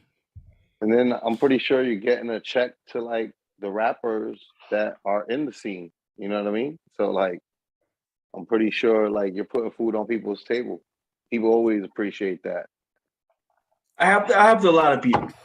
I don't look at it as if people are owing me anything, because whenever I want to be a part of something, I don't want to be a part of something because of something else, and I want to be a part of it. Like if I'm not done, I'm not going to be a part of it. Yeah, if you're not giving genuinely from the heart, then you shouldn't be giving at all. And the only way that you give genuinely from the heart is never expecting anything in return. It's always just to give because that's what's in your heart, is to give, you know? So, yeah. And if somebody gives you, that's an extra. But it's all bonus. It's not something that you expected in the first place, and it's not one of the reasons why you're doing this in the first place either. Nah, and I think people feel that. Plus, ultimately, you have one of the illest CD collections out there, and that just has to be put down. And like one day, people gonna want to raid that like basement archive when it's at like 5,000 CDs and 3,000 vinyls and da da da. Like it's. They gotta just give you a radio show so you can just play some shit every day. Like here goes these albums. Like we're actually working on we're working on creating a couple of podcasts about hip hop in general with this collection. So we're working on something. Because I feel like you post your, this is what I'm listening to today every single day almost that I notice it, and I'm like, that shit, like, man, you could just do like a playlist every day on Spotify. I don't know what the solution is, but man, it's just like because it's you. Anybody else, I wouldn't care. Good. Like I love to create playlists of CDs that I'm listening to. Like the thing with the playlist on Spotify is that you need to be, but pretty much like anything you do, like you can't do this for like 2 weeks or 3 weeks and then stop. That was my issue with the playlist, is that I started this, but then I stopped. So I was like, okay, no, I'd rather not do it than then do it every like 5 weeks or in a range of time that makes no sense with me trying to get my brand like out there. Like it wouldn't make any sense to have a playlist, but not be really focused on it. So I'm just waiting to have like everything proper, like the event going on. So I might start a blog or a playlist at that point. But in the meantime, I just dig, I collect, I look online, I feed myself. Like I really am a geek, so I make sure that I stay in touch with what's going on in the city of Montreal and outside of it. And that's it. Yeah, man, you're like you said, a renaissance man. I mean, you really are an impressive person, Olivier, but I'm not sure what else to ask. You just kind of like nailed that. I'm like the perfect, like, this is it. This is who I am, humble. I go sometimes here and there with my answers, so I do apologize for that. No, it's perfect. This was a great conversation. A fantastic interview, yeah. It's like, like you're like a gem because you have such knowledge and experience and you share it so freely, which is, honestly on our end, the best. What else could you want in a person on a show like this? You guys are doing a great job, though. It's nice to have a conversation with you because, I mean, you're genuine, good human beings, and it's nice. You're a knowledgeable person as well. So it's nice to just chalk it up with you guys. Yeah, no, it was an honor to like sit down, have this conversation for real. I was super curious about that, where I was just like, is the winner of the show gonna be like? I would think that it would be, right? Yeah, it would. Because it right, but then it also makes a lot of sense, knowing, right, that there is like a little bit of a schism on like between like the fact that there's like only French rapping on the show, and there's been champions that have represented Quebec before that rap in English, So it's that's a reality. That's a reality that goes way deeper. Even in the rap workshops that we offer to the kids, like I'm going to a school in LaSalle in English. But the workshops are being given in French. Yeah, that's how it is. It's kind of weird because I'm here with Basics, which is an Anglophone person. We're here, we talk in English to the kids. He raps in English, but then I have to tell them that the workshops are in French. We really are in a weird situation when it comes to language. Like even when you start a business, good luck having an English name in your business if you're going to have a business with like in French we say pignon sur rue. I mean, where your door is literally on the sidewalk, like not if you're on the top of the 5th building. But like you can't have an English name. You cannot. They even tried to. Unless you're Tim Hortons or Burger King. And even then, they went after them and failed. But they actually went after them and tried to get people like Best Buy to literally rebuild their stores to have French names. That is not a joke. You can Google that shit. That's within the last 10 years. I'm incorporated as Cafe Hip Hop. Yeah, if I couldn't be behind that suit. I would literally have to translate that shit to like whatever the fuck it would be. Like behind suit. I've never thought about it actually, but I could not be behind that. My man, I will say that in French, this is a very weird business name. We'll figure it out. But I have a question from Zalmanel, who honestly, man, he takes that shit to a deep level of passion and love. He said, can you ask him which Montreal artist we should be watching in the next few years, according to you? Like, who's going to pop, be the next big thing? Mike Shab. Of course. Shab. Mike Shab, that's a 23-year-old kid. He raps in English. He produced one of the next singles from West Side Gun. He is very endorsed. He's really endorsed by Nicholas Craven, because Nicholas Craven is also a Montreal guy. Mike Shab is definitely going to kill everything, because the kid is 23, but he can rap on a Das Effects type of beat, because he's been raised by his family that all inculcate that old school mentality, but he can do trap so well too. He produces everything. He does everything. So that guy, he's got, like, you got to understand, he's got a work ethic where, honestly, he put out a full project recently, but prior to that project, honestly, you didn't go 2 weeks without a new Mike Shab drop. And he dropped like an NFT merch fucking collaboration with Monkey. I copped the shirt because it was a fucking dope shirt. And like, I seen his live show a little snippet. It compelled me to go buy tickets. That's one of the things I'm doing later today, to go see him on fucking Saturday. This kid. And then again, to answer more your question, it also depends on what language you're talking about, because what is the French side? Monkey is blowing up right now with his art. He's dropping a new album soon. But I mean, we have a lot. We have Détrac, which is a guy who did End of the Week a lot in French. Those two at the time. Then you have. It's really funny because the French side and the English side is so different. On the English side right now, there's not that much thing popping. There's a lady called Chung. You need to go check that out. Oh my gosh. CHUN as in Nancy, G as in George, Chung. So this girl has been approached by Conway and Rock Marciano. She really likes like that, on that type of beat, drumless. She's excessively dope. So Chung is one of them. So yeah, I would recommend that for now. Like, I mean, I can give you 50 names, but no, but like really, like being objective as fuck. Names. I'm like 100. Like, Chungin is at a tier where, like, if she was a guy, like, she'd probably be getting a lot more love right now. Like, she is elite with what she does, with style, with presentation, like, every part of it. And then on top of that, there's buzz. People talk about her in a way. Like, you're absolutely right. Like, Chung is really going to have something pop.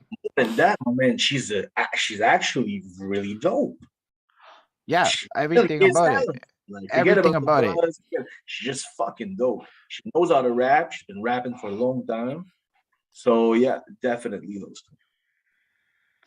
Yeah, I'm with those two as well. That's a good point. I'm gonna have to remember to say Chung more, because you got a great point there, and I don't think about it enough.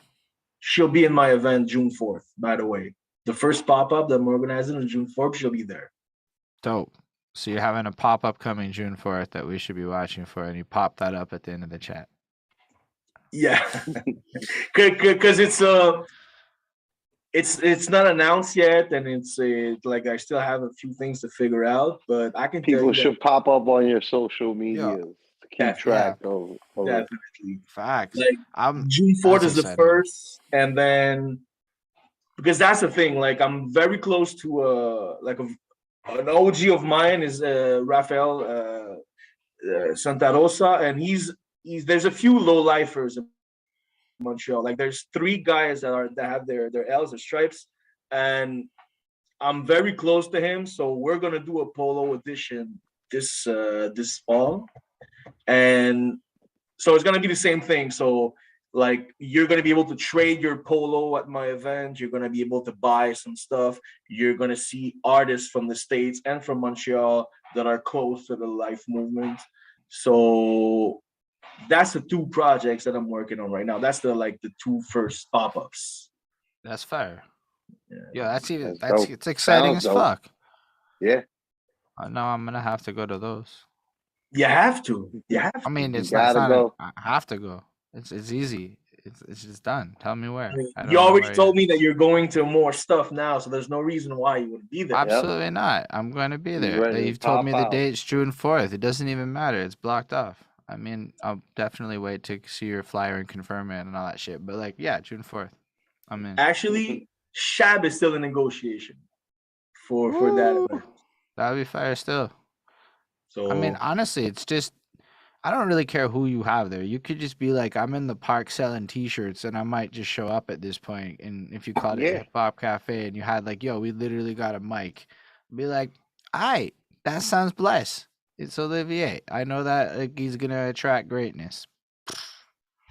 and I appreciate that. And this is actually one thing. Like, I think that I'm almost like 20 years deep in having like multiple roles in this game. So I think that I'm at a point where I'm able to throw an event where people are gonna trust my judgment when it comes to artists. And this is one thing. I mean, also. it sounds like it.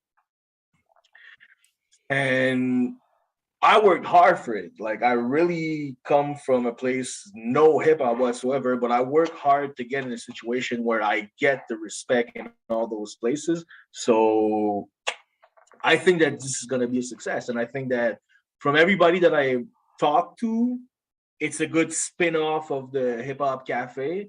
Like, I didn't want to go too far from it, but I couldn't have coffee in a pop-up, and I couldn't have a lease of 5 years. So I was like, you know what? Let's do this.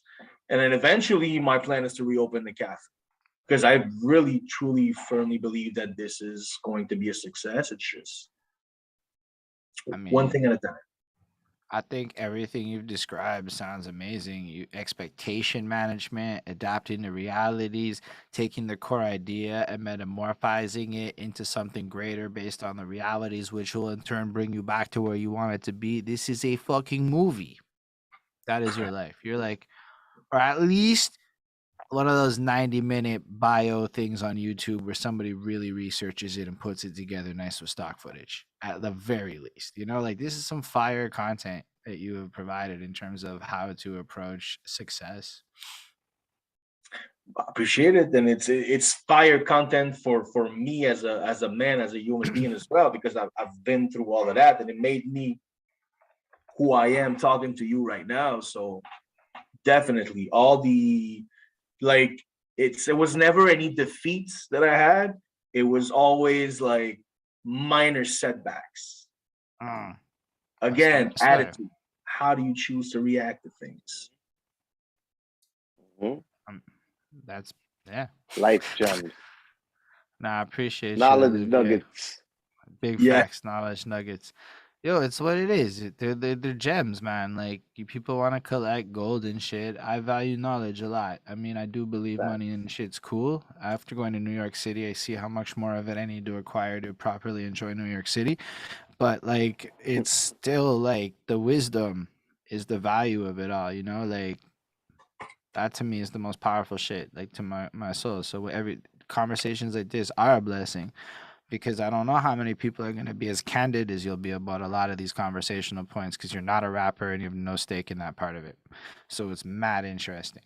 And then just being here on the End of the Week platform, having a conversation with a guy who's all involved in End of the Week Quebec, doing a bunch of amazing things. It's just kind of what we're hoping to get, you know, new perspectives, you know. That's kind of the show name, and it's where we're at with it. But yeah, honestly, it was super good to have you here, and I encourage everybody to follow you. And it's OLI Bro1 as his name, spell it with one, on Instagram, and that's the best way to follow that stuff. And yo, honestly, shout out you for being here, and shout out End of the Week for hosting us, because without them, again, it wouldn't be like the same experience. You can follow them, you know, at eodub.com, eodub.com. That's the best way to find your most preferred End of the Week thing out there. And yeah, shout out all of y'all watching. Appreciate all of y'all too, because without it, like, it's not as much fun. Whenever there's a live, when we see comments and interactions, it just turns this into a bigger experience. Go ahead, Olivier. I just want to take that moment to really thank all the end of the week family for allowing me to have a new family, for allowing me to discover great people, great places in New York, always being genuine with me uh, for anything. So I do appreciate all of the people involved in the end of the week movement in New York. Yeah, facts. They've been really I cool don't to ever me like too. to speak on behalf of everybody, but like on behalf of everybody on that one. Like, you kidding? Yeah, I mean, like they were cool people. Shout out all y'all watching in the future too. Should you be watching this, you're just as important, but it's more fun live Wednesdays. You come through. On that note, yeah. Do you have any like other final words you want to give to the fine folk of the universe? Wow. Keep on being yourselves. Keep on wanting to achieve more than what you have now. Keep on striving for whatever projects you have or objectives, because this is one thing that kept me sane in all those years, is really that passion, and having something to wrap your hands around is really important. So find yourself a passion and then move forward for that. And then don't look behind. But and very important, if the people around you are not in your lane, it's okay. You don't have to stop because they're not in whatever you're doing. And you just have to do you and have to understand that it's important to do the difference between what they want and what you want. That's it. Fact. Awesome, man. I appreciate you coming through for real one more time. Appreciate everyone Thankful, out man. there, yo. It's really been a pleasure. And live long and prosper, everybody out there. Yes. All right, cool. Offline. Yes. I think there we go. Clear. We're Cool. clear. That was dope. Thank you. Yo, Yeah, another No, Sorry, man. thank you. Sometimes I answer and then I have a train of thought and then like move left and then move right. So That's what we want. You mean like it's the best. You mean like all the guests? yeah, there you go. I gotta pee though. I'll be right back. Nah, but like for real, like people think that's not what we want, but like every other interview show that ever existed is concise and to the point. I'm not that. I'm not concise in the least. I could probably take twice as long as necessary to ask you every question on a good day. So it's really more that show. And I think a lot of